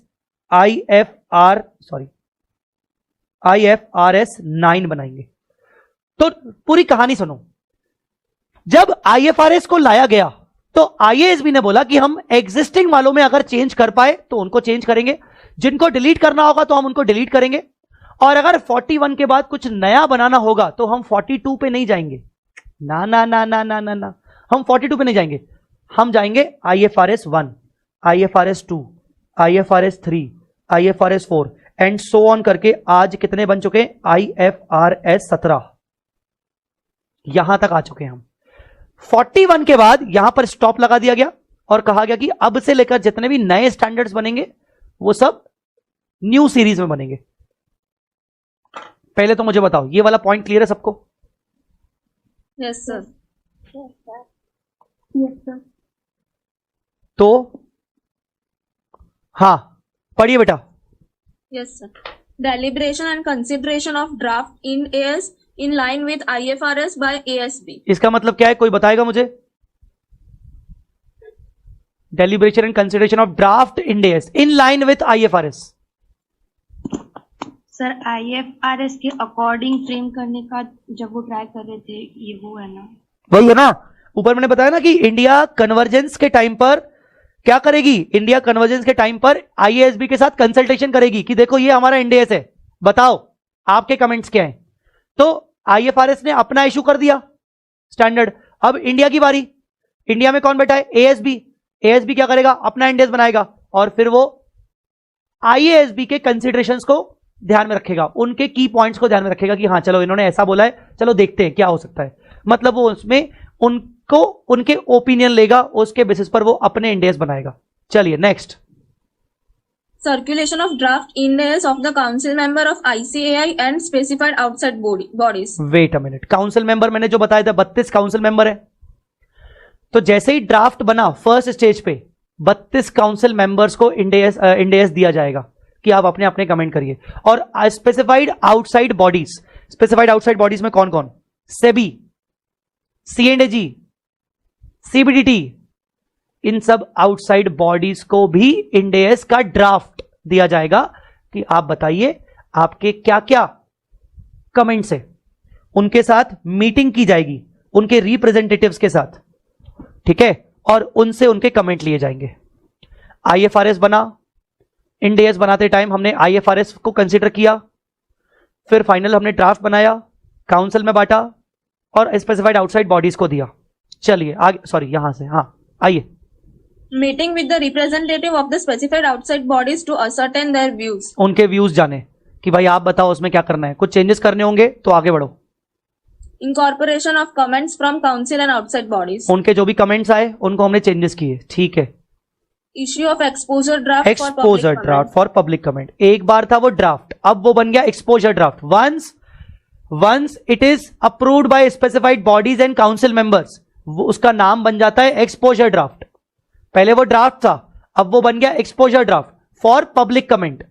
ICI.org की वेबसाइट अच्छे से देखोगे ना, तुम्हें अलग जगह, तुम तो क्या है मैक्सिमम टाइम पर स्टूडेंट सेक्शन जाके देखते हो, पर मेंबर सेक्शन जाके देखोगे या अदर अनाउंसमेंट सेक्शन जाके देखोगे, स्टूडेंट से रिलेटेड नहीं, अदर, तो उसमें तुम्हें पब्लिक कमेंट्स के लिए कुछ ना कुछ इंडेक्स दिखेंगे कि भाई आप पब्लिक कमेंट कर सकते हो, it is open for all, ऐसा रहता है। चलिए पब्लिक कमेंट के लिए हो गया, आगे Consideration of comments received on the exposure draft and finalization of final draft. Again अब पब्लिक के कमेंट मिलेंगे, एक्सपर्ट्स कमेंट मिलेंगे, उनके कमेंट को कंसीडर किया जाएगा, उसके बेसिस पर एक्सपोजर ड्राफ्ट में बदलाव किए जाएंगे और फाइनलाइज किया जाएगा ड्राफ्ट को। चलो भाई, फाइनल ड्राफ्ट किसको सबमिट होगा? Final draft NFRA with recommendations. Correct, NFRA को सबमिट होगा, NFRA अपने रिकमेंडेशन देगा, फिर थोड़े बदलाव होंगे, फिर फाइनली NFRA किसको आगे चल के वो फॉरवर्ड करेगा? MCA को, और MCA उसको क्या करेगा? Notify. कंपनीज एक्ट के अंदर। So this is the process how we create, how actually ICI create और make a particular Ind AS, draft Ind AS का ड्राफ्टिंग। ठीक है, IFRS आया उसके बाद ही इंडेस आएगा, पक्का है। अब ये पक्का है रूल, मतलब पहले इंडेस आएगा फिर IFRS? नहीं, पहले IFRS आएगा फिर इंडेस आएगा। ठीक है, ये चीजें हैं बेटा, ये वर्ड समझाया था मैंने तुम लोगों को। हाँ sir, whether it is recommendatory in nature और mandatory in nature for incorporation of comments of specified body, obviously यार, मतलब इसमें कोई रिकमेंडेटरी और मैंडेटरी वाली बात नहीं आती, इसमें तो यही है ना कि यार एक बात बताओ भाई, तुम कोई अपने घर में तुम्हारे पापा हैं, मम्मी है, बड़े भाई है, सिस्टर है, और इसके अलावा सिस्टर के जो पति होते हैं, हस्बैंड, जीजू जिसको अपन बोलते हैं, technically with the he is a kind of family member. हाँ है, वो बाहर के, वो सेम ब्लड में नहीं है, पर वो है तो अपने ही ना, जीजू जिसको बोलते हो तुम लोग। हाँ, और कई लोगों के जीजू बहुत अच्छे सलाह देते हैं। तो एक बात बताओ, हम जब कोई डिसीजन लेते हैं तो जीजू से भी तो पूछते हैं, फूफा जी से भी तो पूछते हैं, मामा जी से भी तो पूछते हैं। हाँ, सेम ब्लड में नहीं है पर एटलीस्ट उनसे भी तो सलाह लेते हैं, और जिसकी सलाह समझ में आती है तो उनको फॉलो करते हैं, जिनकी नहीं आती तो हम नहीं करते। ऐसा ही है। तो यहां बात रिकमेंडेटरी और मैंडेटरी की बात नहीं है, यहां बात है कि भाई उनके कमेंट्स आए, उनके कमेंट्स कितने प्रैक्टिकल ओरिएंटेड है और वो कितने अप्लाई करने के लिए सही है, उसके बेसिस पर बनाए जाते हैं। सिंपल वोटिंग होती है काउंसिल मेंबर्स की कि नहीं ऐसा करना सही नहीं, ऐसा नहीं है, जिसमें जहां मेजोरिटी होता है उसकी तरफ जाया जाता है। सिंपल है यार। अब बताओ भाई तुम ऋतिक, अपने जीजू को आगे चल के, अपने फूफा जी को, अपने मामा जी को अगर तुम इंपॉर्टेंस नहीं दोगे ऐसे, तो कैसे चलेगा? करना पड़ेगा ना भाई। चलो आगे बढ़ते हैं। Transition from AS to Ind AS, transition का मैंने आपको बताया था। हाँ, इसके रिगार्डिंग कुछ बातें बहुत इंपॉर्टेंट समझ लीजिए।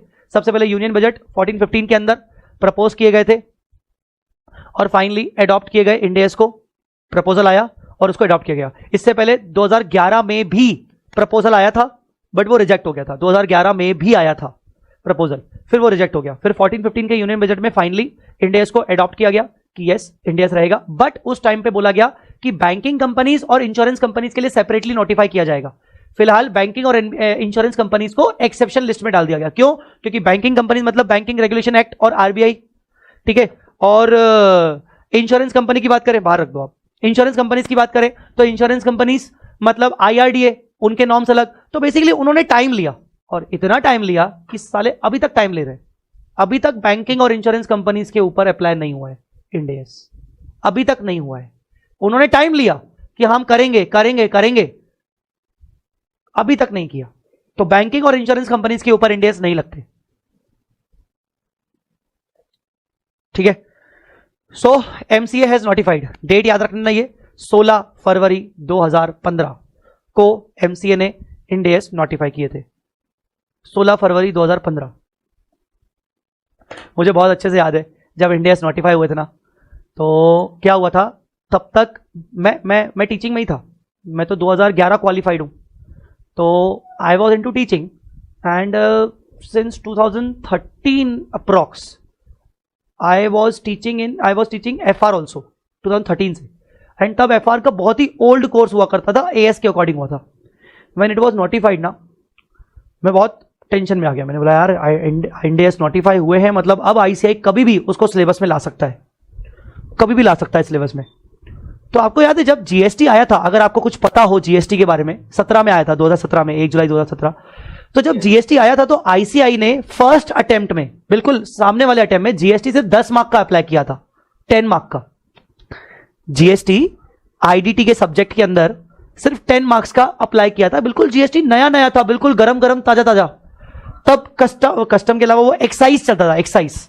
तो वैसे ही सेम टू सेम आईसीआई ने इंडेस फॉलो किया, पर उन्होंने बोला कि डिफरेंसेस करेंगे, difference between as and as, बस उतना पूछेंगे. और मैं बहुत टेंशन में, मैंने यार कोर्स चेंज हुआ है, इंडेस भाई, इंडेस तो मेरे कोर्स में थे ही नहीं when I was a student. I specially joined diploma in IFRS course, then certificate of IFRS of ICAI. और मुझे बहुत अच्छे से याद है आईसीआई का सर्टिफिकेट कोर्स करने के लिए मैं फ्राइडे को ट्रेन में बैठता था, दिल्ली जाता था, भोपाल से दिल्ली. मैं बेसिकली, मेरा नेटिव प्लेस भोपाल है, सो मैं भोपाल से दिल्ली जाता था. सुबह पहुंचता था दिल्ली 7 बजे, वहां अपने फ्रेंड के एक रूम में जाता था, वहां तैयार होके 9 बजे से हमारे आईएफआरएस के क्लासेस हुआ करते थे. हमारे आईएफआरएस के क्लासेस होते थे सैटरडे संडेज में, क्योंकि प्रोफेशनल थे हम, बाकी तो हमें प्रैक्टिस और बाकी सभी प्रोफेशनल चार्टर्ड अकाउंटेंट्स का कोर्स था वो. तो सैटरडे संडे का सर्टिफिकेशन ऑफ आईएफआरएस का कोर्स हुआ करता था गाजियाबाद में. मैं दिल्ली आता था, दिल्ली से फिर मुझे गाजियाबाद जाना पड़ता था मेट्रो पकड़ के. वहां पर अगर कोई वहां का साइड का हो तो उसको पता होगा, वैशाली करके एक मेट्रो स्टेशन है, अगर किसी को पता हो तो. सो वहां वैशाली मेट्रो स्टेशन में, वहां पर एक 4 स्टार होटल था और हमारे क्लासेस उस 4 कंट्रीन या रेडिसन, कंट्रीन, शायद कंट्रीन, मुझे नाम याद नहीं आ रहा, कंट्रीन शायद. 2 ही होटल्स है जहां पे आईसीआई प्रोग्राम करते हैं अपने, शायद रेडिसन तो पक्की बात नहीं था, रेडिसन नहीं था. ठीक है. सो वैशाली में था, वैशाली, ठीक है. सो वहां गाजियाबाद जाते थे, वहां सैटरडे पूरा दिन, संडे पूरा दिन, पूरी क्लासेस. संडे को क्लास खत्म होती थी थोड़ा जल्दी, सैटरडे को लेट चलती थी, संडे को जल्दी, क्योंकि सभी प्रोफेशनल थे तो सबको भागना पड़ता था. अब सब लोग, मेरी क्लास में tentatively it was 45 members, 45 chartered accountants हम सब, ठीक है ना. एंड कुछ की एज मेरे जैसी, मतलब उस टाइम पे मेरी एज क्या थी, आज आई एम 35, तो उस टाइम पे आई एम अप्रोक्सीमेटली 10 साल, अगर अपन 8 साल हटा दें तो 27 साल का, 26-27. कुछ लोग 45 ईयर्स के, कुछ लोग 50 प्लस, यस 50 प्लस, जिनकी प्रैक्टिस बहुत जबरदस्त चल रही है, वो लोग भी आते थे, क्योंकि उनके क्लाइंट्स थे, एक्चुअली उनके अच्छे क्लाइंट्स थे जहां उनको इंडेस लगाना था. कुछ लोग बिल्कुल यंग चार्टर्ड अकाउंटेंट, बिल्कुल अभी बने, ऐसे वाले. तो हम बैठते थे संडे को, मैं याद है कि 6 बजे क्लास खत्म होती थी, भागता भागता मेट्रो स्टेशन पकड़ता था, और वहां से वो दिल्ली के 2 बड़े रेलवे स्टेशन कौन है, एक तो दिल्ली मेन रेलवे स्टेशन है और दूसरा कौन सा है वो, निजामुद्दीन, हाँ निजामुद्दीन रेलवे स्टेशन पकड़ जाता था. 9 बजे की रात की ट्रेन होती थी दिल्ली टू भोपाल, वो बैठता था, सुबह आता था, सुबह 7 बजे भोपाल, और 9 बजे मेरी क्लास होती थी. मुझे 9 बजे की इंटर वालों की क्लास लेनी पड़ती थी, फाइनल वालों की क्लास में शाम को लेता था एक्चुअली. तो इस तरीके से पूरा रूटीन था. और ये रूटीन कब तक चला, ये रूटीन चला 14 डेज, मतलब 7 वीक्स. ये रूटीन 7 वीक चला, और मैंने अपना आईएफआरएस का सर्टिफिकेशन कोर्स किया 45 मेंबर्स की क्लास में. I am still in touch with 30 members. आज भी मैं उनके साथ टच में हूं, क्योंकि हमारा ग्रुप है, व्हाट्सएप ग्रुप है. कभी बातें नहीं होती, साल में एक आध बार कभी बात होती है. 45 मेंबर्स में I can't say about 15 members, बाकी 30 मेंबर्स हैं इंक्लूडिंग मी. उन 30 में से इतना मुझे पता है कि 29 के 29 मेंबर्स आज आईएफआरएस भूल चुके, इंडेस भूल चुके. उनका घंटा उनको कुछ नहीं फर्क पड़ता, उनको सिर्फ एक क्वालिफिकेशन चाहिए था, अपने नाम के आगे, सीए के आगे, उनको बस नीचे उनको विजिटिंग कार्ड में आना चाहिए कि हमें आईएफआरएस है. और इकलौता मैं बचाऊं, बाकी 15 का मुझे नहीं पता, इकलौता मैं बचाऊं जो एक्चुअली आज मैं आईएफआरएस को यूज कर रहा हूं. एंड दे एक्चुअली, उस टाइम पे जब हमारे रिप्रेजेंटेशन हुआ करते थे, हमारे टेस्ट हुआ करते थे हमारे भी, और रिप्रेजेंटेशन मतलब स्टेज पे आओ, आके इस इंडेस पे बात करो. इंडेस तब नहीं था, आईएफआरएस से बाकी बात करो, इस पे कुछ ना कुछ अपने कमेंट्स करो, इस पे कुछ बोलो. लास्ट में एक प्रोजेक्ट था कि अपना अपना कमेंट करेंगे, जो अपना अपना बना के आएंगे प्रोजेक्ट. आई लिटरली रिमेंबर जब last day of the class, और तब सबका रिप्रेजेंटेशन होना था, तो मैंने एक टॉपिक उठाया था, financial instrument, the toughest topic of IFRS, financial instrument. और उस पर मैंने पूरा प्रोजेक्ट बनाया था. पीपीटी बनाई थी पूरी अच्छे से, मुझे बहुत अच्छे से याद है, पीपीटी बनाई थी and I was super confident क्योंकि मैं तो टीचर भाई, टीचर मतलब मुंह तो खोल, बस बोलना शुरू कर। And they actually doesn't know, everybody doesn't know कि मैं एक्चुअली टीचर हूं। उनको बस मैंने बताया था कि मैं प्रैक्टिस करता हूं, मैंने किसी को कुछ नहीं बताया था कि मैं पढ़ाता हूं, ये है वो है। लास्ट डे जब मेरा एक चार्टर्ड अकाउंटेंट आए थे, कोई गर्ग, उनकी इंडिया की बुक आती है प्रोफेशनल्स के लिए, कोई गर्ग है, हाँ? कमल गर्ग नहीं, अतुल गर्ग, कमल गर्ग, कोई गर्ग है, एक कमल गर्ग, एक आलोक गर्ग है। आलोक गर्ग, यस, आलोक गर्ग। उनकी आज भी इंडियंस की किताब आती है, he know me actually. So he was the chief guest, he was the guest basically. तो सब लोग अपना अपना कर रहे थे। जब मेरी बारी आई तो मैंने हेज अकाउंटिंग पर बात की, हेज अकाउंटिंग पर, इंडियस के उस पे क्या होता है, कैसे होता है। जब मैंने हेज अकाउंटिंग की बात की, अब मैंने बोलना शुरू किया और मेरे अकॉर्डिंग मैंने अच्छे से प्रेजेंट करना शुरू किया, ऐसे होता है, ऐसे होता है। और जब टीचर आदमी पढ़ाए तो सामने वाले को, वो कितना भी बड़ा आदमी हो, वो सामने वाले को अपना स्टूडेंट समझता है, सिंपल सी बात है। जब बोलना शुरू किया तो मैंने इस तरीके से समझाना शुरू किया कि भाई ये तो मेरे स्टूडेंट है, मैं तो इनको स्टूडेंट की तरह समझा रहा हूं। एवरीवन वाज लाइक कि भाई क्या, तू कौन है भाई, कैसे, कहां से आया तू। एंड वो Alok Garg ji personally he came to me, he congratulate me and he offered me कि मैं एक बुक बना रहा हूं हेज अकाउंटिंग पे, तू मेरे को साथ देगा क्या। मैंने उनको साथ नहीं दे पाया, मैंने बोला सर कुछ पर्सनल कमिटमेंट से मैं नहीं कर पाऊंगा, really sorry sir. He called me specially after 1 week, जब मैं भोपाल पहुंच गया, जय तू मुझे हेल्प करेगा क्या। सो मैंने बोला सर सोच के बताता हूं, पर वो उसके बाद मैंने कभी उनको कॉल बैक नहीं किया। व्हाट्सएप पे कभी कभार मैं उनका स्टेटस देखता हूं, वो मेरा स्टेटस देखते हैं तो ठीक है, थोड़ी बहुत हल्की फुल्की बात हो जाती है। आज ही इज लाइक कि उन्होंने अपनी इंडियस की किताब बना ली है, वो अपने प्रोफेशनल्स को बांटते हैं। And I am at another place, जब भी वो मेरी किताब देखते हैं तो मुझे बोलते हैं भाई एक कॉपी तो भेज दे भाई। तो इट्स लाइक दैट। सो ये चीज है। परसों नरसों की बात है, मेरी कुछ दोस्तों से बात हुई, IFRS वाले, उसी बैच के, 1 साल बाद बात हुई। दे लिटरली सेड कि भाई जय तू क्या यार, इंडियस यार, मतलब तू कितना, तेरी किताबें आ गई है यार, हम तो साला इंडियस का आई भूल गए, ये क्या मतलब, हमें तो पता ही नहीं है, वापस से करना पड़ेगा। सो this is the thing, professional बनने के बाद भी बहुत सारी चीजें अलग अलग होती है। सो बस याद आ गया मुझे, चैलेंजेस काफी ज्यादा थे उस टाइम पे आपके सामने ना, बहुत 13-14 में आपने किया इतना ट्रेवल और एकदम शिफ्ट करना। एक्चुअली मैं घबरा गया था, मैंने ये सब क्यों किया, मैं घबरा गया। मैंने बोला यार या तो मुझे CA फाइनल पढ़ाना छोड़ना पड़ेगा, बिकॉज इंडियस एक बार आ गए, और इंडियस भाई बहुत, मतलब AS से बहुत चेंजेस थे, बहुत चेंजेस। जैसे अभी कोर्स चेंज हुआ है तो अभी फर्क नहीं पड़ा, क्योंकि इंडियस तो इंडियस है ना। पर उस टाइम पे जब कोर्स चेंज हो रहा था, मैंने बोला भाई जय, या तो तू अपनी कोई दूसरा देख ले, या तो तू CA फाउंडेशन और इंटर वालों को पढ़ा। और फाउंडेशन भाई राम नहीं, मैं नहीं पढ़ाऊंगा फाउंडेशन वाले बच्चों को इतना, मतलब मुझे पसंद है मिच्योर वाले बच्चों को पढ़ाना, मिच्योरिटी वाले बच्चों को पढ़ाना। इमेच्योर वाले बच्चों के ऊपर ज्यादा मेहनत करनी पड़ती है, तुमसे ज्यादा मुझे फाउंडेशन वालों पे मेहनत करनी पड़ेगी। वो साला डेबिट क्रेडिट पूछते हैं, मेरा दिमाग खराब होता है, साले तेरे को इतना भी नहीं आता, डांट लगा दूंगा मैं उनको। तो दैट टाइम एक्चुअली बहुत मेहनत की, बहुत मेहनत की, बहुत सारा रिसर्च कि यार ये पढ़ लो। GT ग्रैंड थॉर्टन के बहुत सारे उनके कमेंट्स, बहुत सारे उनके आर्टिकल्स, PwC के आर्टिकल्स, बिग फोर्स के आर्टिकल्स पढ़ता था, बहुत सारा पढ़ता था, क्योंकि तब प्रैक्टिस में था पर बहुत कम था मैं, और मेरे पास फ्री टाइम पढ़ा। क्लास कितनी, 2 घंटे की, फाइनल की 2 घंटे की, इंटर की पूरा टाइम आप फ्री बैठे हो अपने ऑफिस में, क्लाइंट साला इतना आ नहीं रहा, प्रैक्टिस इनिशियल प्रैक्टिस है, काम वैसे ही नहीं है, पढ़ो जितना पढ़ना है पढ़ो, इसका आर्टिकल पढ़ा, ये आर्टिकल पढ़ा, ये क्या होता है, इंटरनेशनल फाइनेंशियल रिपोर्टिंग स्टैंडर्ड के वेबसाइट पे जाओ, ये पढ़ो, ये इकट्ठा करो, ये कॉपी करो, इसको अपनी लैंग्वेज में बनाओ। बहुत सारा भाई, बहुत सारा मजा आता था वो सब करने में, और ये आपको आगे चल के करना पड़ेगा सबको, जो भी अपनी अपनी फील्ड में जाओगे। यही आपका मेन प्रोफेशनलिज्म आपका तब से स्टार्ट होगा कि यार खुद से मेहनत होगी। फिर किसको बोलोगे आप कि भाई पढ़ा दे, भाई नोट्स दे दे, भाई समझा दे, भाई कोचिंग कर लेता हूं, भाई फीस दे देता हूं।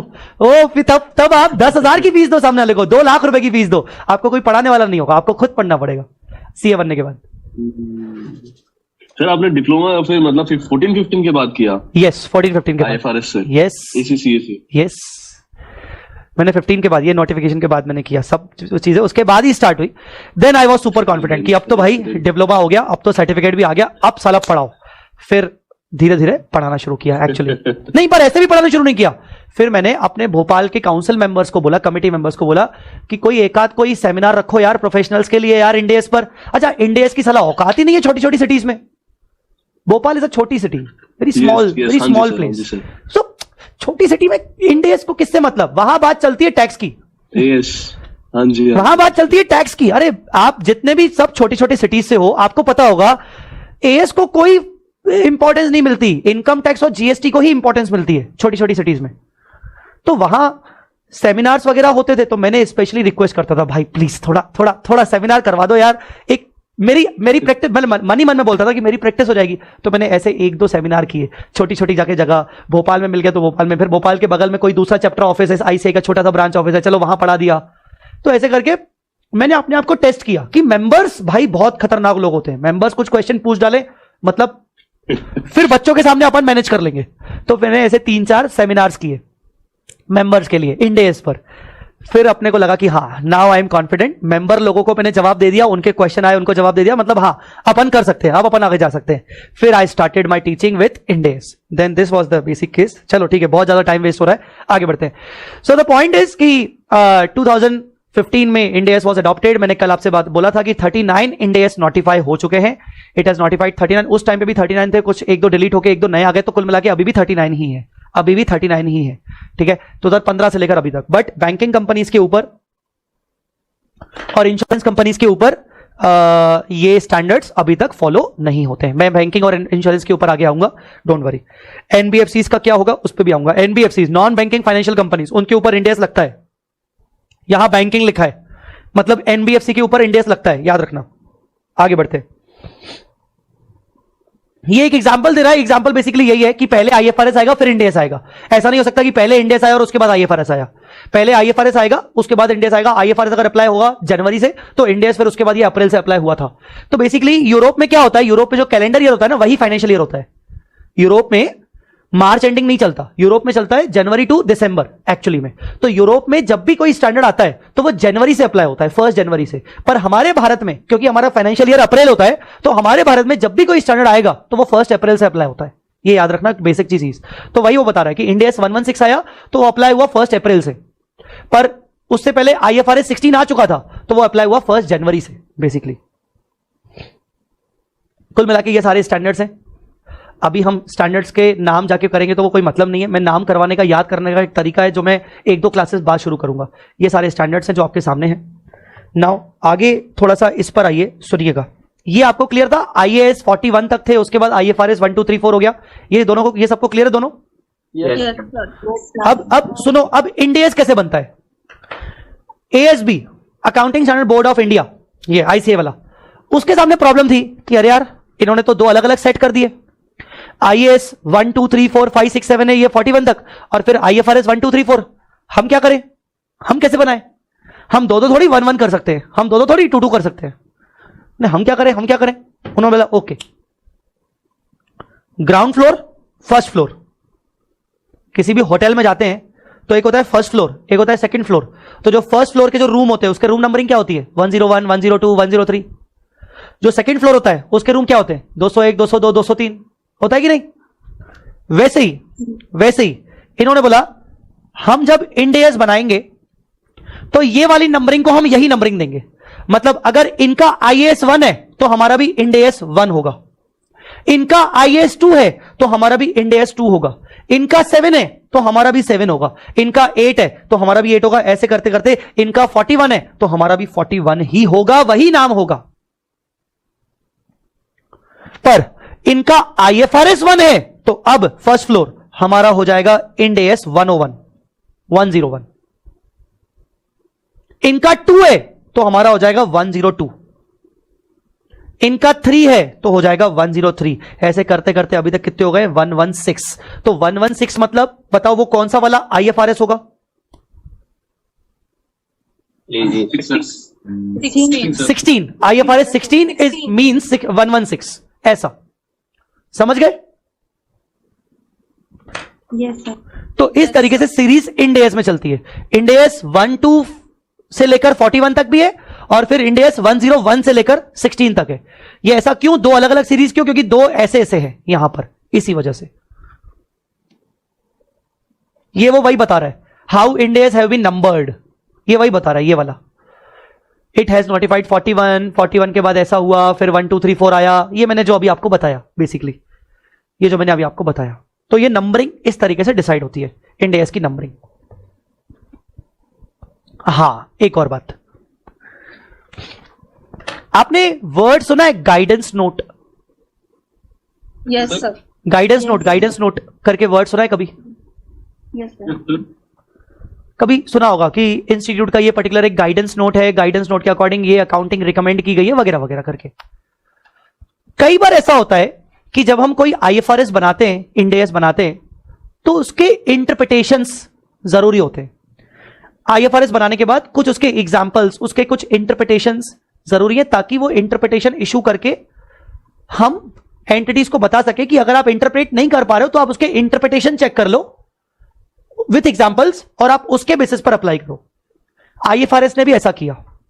आईएफआरएस ने बोला कि हमारे एक होंगे मेन आईएफआरएस स्टैंडर्ड्स, पर उन स्टैंडर्ड्स को समझाने के लिए हम अलग से गाइडेंस नोट बनाएंगे, जिनका नाम उन्होंने नाम दिया, ये देखिए, IFRS interpretation committee, the interpretative body of IASB. और उन्होंने क्या किया, ये interpretations issued before 13 were titled as SIC and some of them still in force. SIC वगैरह ये सब, ये एसआईसी वगैरह क्या है? एसआईसी मतलब बेसिकली इंटरप्रिटेशंस। आईएफआरएस, इफ्रिक मतलब international financial reporting interpretation committee, IFRIC. ये क्या करेंगे, उन्हीं आईएफआरएस को समझाने के लिए एक सेपरेट गाइडेंस नोट निकालेंगे, उनको वो बोलेंगे इंटरप्रिटेशन से ही, आप इनको भी रेफर करो। अब इंडिया ने बोला यार हम क्या नाम दें, हम ये नाम नहीं देना चाहते, इफ्रिक करके हम नहीं, हमें क्या करना है, हमने बोला अपेंडिक्स। मतलब अगर इंड एएस को समझने के लिए आपको इंटरप्रिटेशन चाहिए तो आपको इंड एएस के अपेंडिक्स में जाना पड़ेगा। So appendix is a part of Ind AS. जैसे इंड एएस खत्म हुआ उसके बाद उसका अपेंडिक्स शुरू होता है, उसके इंटरप्रिटेशंस। आ रही है मेरी बात समझ में? Yes, sir. तो आईएफआरएस के लिए इफ्रिक है, वैसे ही इंड एएस के लिए अपेंडिक्स है, अपेंडिक्स।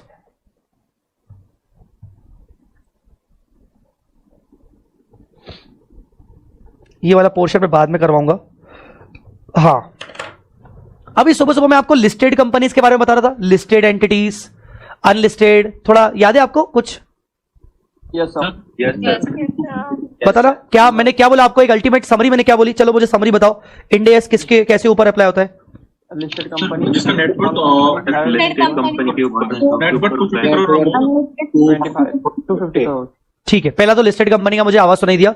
दूसरा तुम बोल रहे हो Listed company having net worth of 250 crore or more. Having turnover की net worth net worth of 250 crores or more. All company 50 crores 250 crores Or more. और मोर। और तीसरा कौन? होल्डिंग सब्सिडरी जेवी और एसोसिएट ऑफ अबव। सर मतलब ये बोलना चाह रहे हो आप कि अगर एक सब्सिडरी कंपनी है, मतलब छोड़ो, अगर सर एक एस लिमिटेड है जो कि लिस्टेड कंपनी है, पर जो उसकी होल्डिंग कंपनी है वह सर अनलिस्टेड कंपनी है और उसकी नेटवर्थ भी 200 करोड़ है, पर क्योंकि सब्सिडरी लिस्टेड है और उसके ऊपर इंड एएस लगेगा तो होल्डिंग के ऊपर भी लग जाएगा। हां, अगर सब्सिडरी के ऊपर इंडिविजुअली लग रहा है तो होल्डिंग के ऊपर लग जाएगा, उल्टा होल्डिंग के ऊपर लग रहा है अगर, तो सब्सिडरी के ऊपर लग जाएगा। सर नेटवर्थ कैसे चेक करनी है? नेटवर्थ इंडिविजुअल कंपनी की चेक करनी है कि होल्डिंग सब्सिडरी की मिलाकर पूरे ग्रुप की चेक करनी है? तुम्हें क्या लगता है? इंडिविजुअल ऑब्वियसली, क्योंकि सब्सिडरी के ऊपर अगर एप्लीकेबल है तो फिर होल्डिंग के ऊपर हो जाएगा, तो वो इंडिविजुअली देखना पड़ेगा पहले। तो नेटवर्थ आपको इंडिविजुअल एंटिटी वाइज चलना पड़ेगा, समझे बेटा? नेटवर्थ का मतलब क्या होता है, कोई बताएगा? What do you mean net worth? कोई formula? Total assets minus outside liability. ठीक है, और share capital plus reserve and surplus या अदर इक्विटी। ठीक है, वेरी गुड। माइनस हाँ, miscellaneous expenditures and deferred balance expenditure. Okay. अब सामने देखो, कैलकुलेशन ऑफ नेटवर्थ, क्लॉज 57 ऑफ section 2 of companies act. Net worth को लिया गया है कंपनीज एक्ट की डेफिनेशन से, सेक्शन 2 क्लॉज 57। और नेटवर्थ को जब से लिया गया है तो नेटवर्थ पढ़िए, मैं किसको बोलूं पढ़ने को, वेट अ मिनट।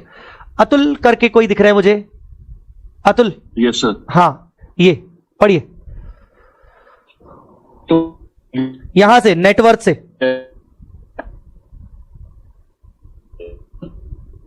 बेटा आवाज नहीं आ रही है अतुल। अभी आवाज नहीं आ रही सर? अब आ रही है, हाँ पढ़ो। हेलो। हाँ हाँ। Net worth means the aggregate value of paid up share capital and reserves created out of profits and security premium after deducting the aggregate value of accumulated losses, deferred expenditure, miscellaneous expenditure not written off as per the audited balance sheet, but does not include reserves created out of revaluation of assets or write back of depreciation and amalgamation. इसका मतलब अगर formula लिखने जाए तो क्या आएगा? Net worth मतलब क्या? Paid up capital. Paid up capital कौन सा? इक्विटी वाला कि प्रेफरेंस वाला? सभी लोग? Equity both sir. Both. Very good, both आएगा बेटा, क्योंकि कई बार वर्ड इक्विटी नहीं यूज किया गया। चलो बोलो, plus all reserves and surplus बोल सकता हूं? एक्सेप्ट क्या? Revaluation reserve. Except revaluation reserve and arrears of depreciation. Arrears of depreciation ये बोल रहे हैं ना वो, right, return back of depreciation, arrears of depreciation. चलो प्लस बोलो, security premium minus profit and loss account का डेबिट बैलेंस, कह सकते हैं कि नहीं? बोलो ना, deducting the aggregate value of accumulated losses और minus deferred expenditure. Deferred expenditure, जिसको अभी तक आपने राइट ऑफ नहीं किया है। आपके बैलेंस शीट में डेफर्ड एक्सपेंडिचर दिख रहा है, या फिर आपके बैलेंस शीट में मिसलेनियस दिख रहा है, जैसे discount on issue of debenture, preliminary expenses, preliminary discount on issue of debentures, ये सब डेफर्ड एक्सपेंडिचर्स या miscellaneous expenditure. This is the definition, this is the formula of calculating net worth. और ये कौन सी देखनी है? ऑडिटेड बैलेंस शीट, जो भी आपकी last recent audited balance sheet है वो वाली नेटवर्थ। आया समझ में क्या? Yes sir. लिख लेना प्लीज, बगल में आप इसको लिख लेना, नोट कर लेना। सर एरियर्स ऑफ, फिर से बोलो ना, आवाज कट गई शायद। क्या बोल रहे हो? एरियर्स ऑफ डेप्रिसिएशन मतलब? बेटा अरियर्स ऑफ डेप्रिसिएशन मतलब ये कि मान लो किसी साल में आपने डेप्रिसिएशन चार्ज किया अपने P&L में, बट आपकी कंपनी लॉस मेकिंग कंपनी है, तो पूरा डेप्रिसिएशन एब्जॉर्ब नहीं हो पाया, पूरा डेप्रिसिएशन माइनस नहीं हो पाया, क्योंकि प्रॉफिट्स ही नहीं है, इनकम्स ही नहीं है। तो वो जो रिमेनिंग डेप्रिसिएशन जो जितना माइनस नहीं हो पाया, वो अगले सालों में आप उसको माइनस करते हो, that is called arrears of depreciation. समझे?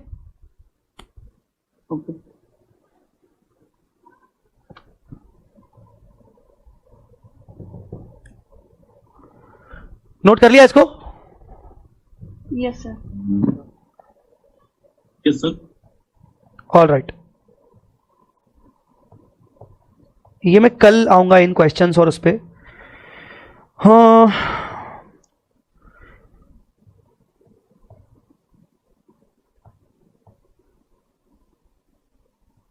ठीक, तो मेजरली अब रोड मैप ही है और चीजें तो है नहीं।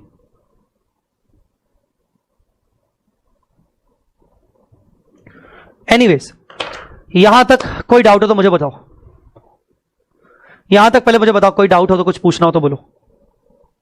ऋतिक सर, आपने कहा, एक सेकंड बेटा, एक सेकंड रुक जाओ, पहले मैं आप डाउट देख लूं। सर आपने कहा net worth for unlisted company 250 crore होगा, तो क्या अनलिस्टेड कंपनी के भी सब्सिडी? हाँ, अनलिस्टेड कंपनी के भी सब्सिडरी में इंडेक्स लगेगा। बिल्कुल बिल्कुल, अगर मैं एक अनलिस्टेड कंपनी हूं, और मेरा नेटवर्थ 251 करोड़ है, ठीक है, तो मेरे ऊपर इंडेक्स लगेगा? हाँ लगेगा। मेरे सब्सिडरी के ऊपर लगेगा? हाँ लगेगा। मेरे एसोसिएट जेवीपी पे लगेगा? हाँ लगेगा। मेरे होल्डिंग पर लगेगा? हाँ लगेगा। ये रूल ऐसा नहीं है कि लिस्टेड होगा तो ही एसोसिएट सब्सिडरी होल्डिंग पर लगेगा। लिस्टेड हो चाहे तू अनलिस्टेड हो, अल्टीमेटली तेरे जितने भी ग्रुप कंपनीज है सब पे लगेगा। तेरे ऊपर लगा मतलब तेरे ग्रुप कंपनीज के ऊपर लगेगा।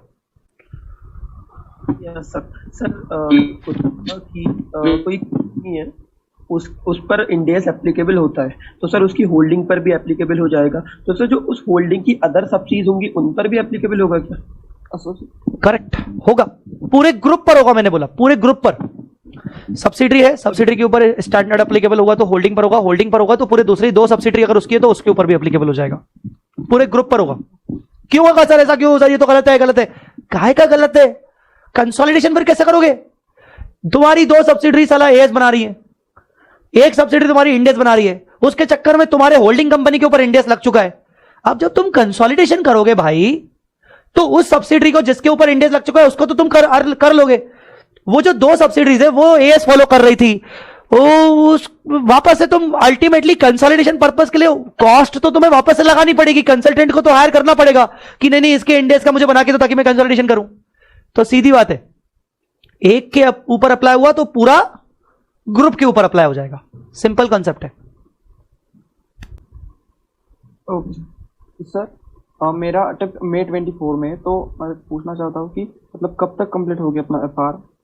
वेरी गुड, आपने जो डेट पूछा है मैं डेट के अकॉर्डिंग बता दूं, क्योंकि हमारे मैं डेट के रिगार्डिंग सबको बता दूं, हमारी क्लासेस 2-2 घंटे के हिसाब से हो रही हैं। हमारी क्लासेस जो है वो 3-3.25 घंटे के हिसाब से नहीं हो रहे हैं। तो मैंने इस पर्टिकुलर बैच का जो कंप्लीशन रखा है वो रखा है 15 अक्टूबर एंड 10 दिन प्लस माइनस, मतलब मैं 10 दिन अर्ली भी कर सकता हूं और 10 दिन लेट भी कर सकता हूं।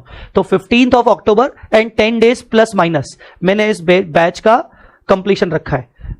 ये अच्छा आपने बल्कि पूछा था, मैं भूल गया था बताना, तो ये अपना डेट है। Yes okay. और किसी को? चलो बताओ, आज संडे तो छुट्टी होगी ना कि आज जाना है ऑफिस जाना है? थोड़ा यार बताओ यार अपने बारे में। जाना है ऑफिस ड्यू डेट अभी 6-7 बजे आएंगे। जाना है सर, जाना है। अच्छा 9 बजे जाना था ऑफिस में। अच्छा, आप में से कितने लोग other than income tax GST ऐसी किसी ऑफिस में जो बिल्कुल अलग काम कर रहे हैं? मतलब ऐसा कुछ है क्या आप में से कोई है क्या जो? साथ में रेरा भी है जो बिल्डर लोगों का वो आता है ना। Very good Neeraj. अच्छा और क्या, और कौन? आउटसोर्सिंग का वर्क है। क्या हाशिम? सर मेरा है socks audit, socks compliance basically रहता है। अच्छा वेरी गुड। और तो मेरा यूके का काम है। कौन सा? आउटसोर्सिंग फर्म में हूँ मैं। क्या करते हैं? यूके का ऑडिटर वगैरह वो सब। अच्छा UK based accounting and auditing और ये पूरा आउटसोर्सिंग। ओके आजकल ये बहुत चल रहा है यार, मैं बहुत सारे चार्टर्ड अकाउंटेंट्स का देख रहा हूँ अलग से एक सेपरेट ऑफिस क्रिएट कर रहे हैं और यूके अफ्रीका ये सब अकाउंटिंग ले रहे हैं और अच्छे खासी हायरिंग कर रहे हैं। मतलब बहुत सारे लोग कर रहे हैं अच्छी तरह से। हाँ? क्योंकि उन लोगों को क्या है कि काम चाहिए, उन लोगों के पास नहीं, वो लोग जिसके पास दिमाग ऐसे लोग नहीं होते हमारे जैसे। मोहित आप गुजराती हो क्या? हमारी गुजरात से हो क्या? कम होता है ना सर, तो उन लोगों को चल जाते हैं हम लोग और काम भी हमारा अच्छा हो जाता है। अच्छा तो मोहित आप गुजरात से हो क्या? Yes sir. आपका टोन से लग रहा था वो, आपकी टोन थोड़ा टोन से लग रहा था आप गुजराती हो। Yes sir. ओके ऑलराइट, सो ठीक है, चलिए सो एक काम करते हैं, अगर किसी को और कुछ पूछना हो तो ठीक है। Internal audit Shrihari, very good. चलिए और कौन? कनिष्का बोल रही है जाना है। अबे बस बिल्कुल, चलिए अपन आप जाते हैं। सर एक चीज पूछनी थी, जो ये मतलब रिक्लासिफिकेशन एडजस्टमेंट या इंडेस एडजस्टमेंट करके काफी बैलेंस शीट्स के अंदर ऐसे ही माइनस करके फिगर्स दिखती हैं, तो वो मतलब उसका कोई कंट्रोल होता है या वो मतलब कोई भी फिगर डाल देते हैं ऐसा करके, या कोई उसकी वर्किंग बैकिंग होती है अपने पास? होती है ना वर्किंग। मेरे पास हाँ। 10 लाख का मेरे पास कोई सिक्योरिटी डिपॉजिट है या लीज है मेरे पास 10 लाख की, मैंने उसमें माइनस करके डाल दिया इंडेस एडजस्टमेंट करके सपोज 3 लाख रुपए और बैलेंस दिखा दिया मैंने 7 लाख रुपीज। तो जो मतलब ये जो 3 लाख रुपए का मैंने एडजस्टमेंट किया है, ये एडजस्टमेंट बिकॉज ऑफ ट्रांजिशन हुआ है या फिर एक बार ट्रांजिशन हो गया तो उसके बाद में ये एडजस्टमेंट नहीं कर सकता हूं? पहली बात तो अगर ऐसा मैंने कुछ किया है तो ये पक्की बात है ट्रांजिशन वाला है, क्योंकि transition once the transition is done, अब तो इंडेस आ चुका है।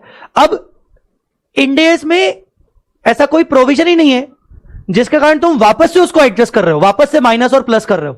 वो तुमने जो माइनस और प्लस किया, एडजस्टमेंट किया, वो तुमने बिकॉज ऑफ ट्रांजिशन किया और तुमने उसका रिकंसिलेशन बनाया होगा। तो तुम बोलो ना कि हमारे पास कोई बैकिंग होती है कि नहीं, उसका तुमने रिकंसिलेशन बनाया होगा और रिकंसिलेशन के साथ साथ तुमने उसका डिस्क्लोजर दिया होगा कि ये 3 लाख का फिगर क्यों आया, उसका कैलकुलेशन क्या है, उसका एनेक्चर दिया गया होगा। तो इसीलिए वो ट्रांजिशन का ही होगा। एक्सरसाइज होती है क्या? हाँ, ये वन टाइम एक्सरसाइज होती है जब ट्रांजिशन करते हैं, उसके बाद तो पॉसिबल नहीं है। पॉसिबल नहीं है, उसके बाद पॉसिबल नहीं है। How can you do this? फिर तो अगर कुछ माइनस प्लस हुआ है तो फिर कोई ट्रांजैक्शन हुआ होगा। तूने एसेट बेच दी होगी तो माइनस कर दी, तूने कुछ खरीद लिया, मतलब वो फिर ट्रांजैक्शन हो गया। ठीक है, समझ गया, वो ट्रांजैक्शन है। ठीक है। हाँ सर, यस सर मेरे को ये पूछना है कि सर अनलिस्टेड कंपनीज का प्रीवियस ईयर का नेटवर्थ 250 करोड़ देखते हैं। हाँ, तो अगर 250 करोड़ है और अपन ने इंडेस के हिसाब से फिर ट्रांजिशन किया, तो अगर उसका नेटवर्थ 250 करोड़ से कम हो गया तो वो इंडेस एप्लीकेबल होगा ही? नहीं, हमने तो इंडेस 250 करोड़ के ऊपर था तो तभी तो इंडेस किया ना। तो आप बोल रहे हो कि कम हो गया, मतलब फिर इंडेस के हिसाब से अपने लास्ट ईयर प्रीवियस ईयर का भी ट्रांजिशन करेंगे, बैलेंस शीट पूरी बनाएंगे ना। हाँ, तो उसमें अगर कम हो गया तो रिट्रोस्पेक्टिव बोला था मैंने रिट्रोस्पेक्टिव मैंने बोला मुझे 24-25 में 24-25 में मुझे इंडेस लगाना है। क्यों? क्योंकि as per the last audited balance sheet of 23-24 my net worth is crossing 250 crore. I have to apply here. I have to apply Ind AS. Now, because I am applying Ind AS, I have to retrospectively apply Ind AS from the transition date, that is 1st April 2023. अब उस time पर मेरी net worth 1st April 2023 में 250 से नहीं, net worth criteria यहां पर खत्म हो गया। अप्लाई कर रहा हूं तो एप्लीकेबल रेट्रोस्पेक्टिवली होगा।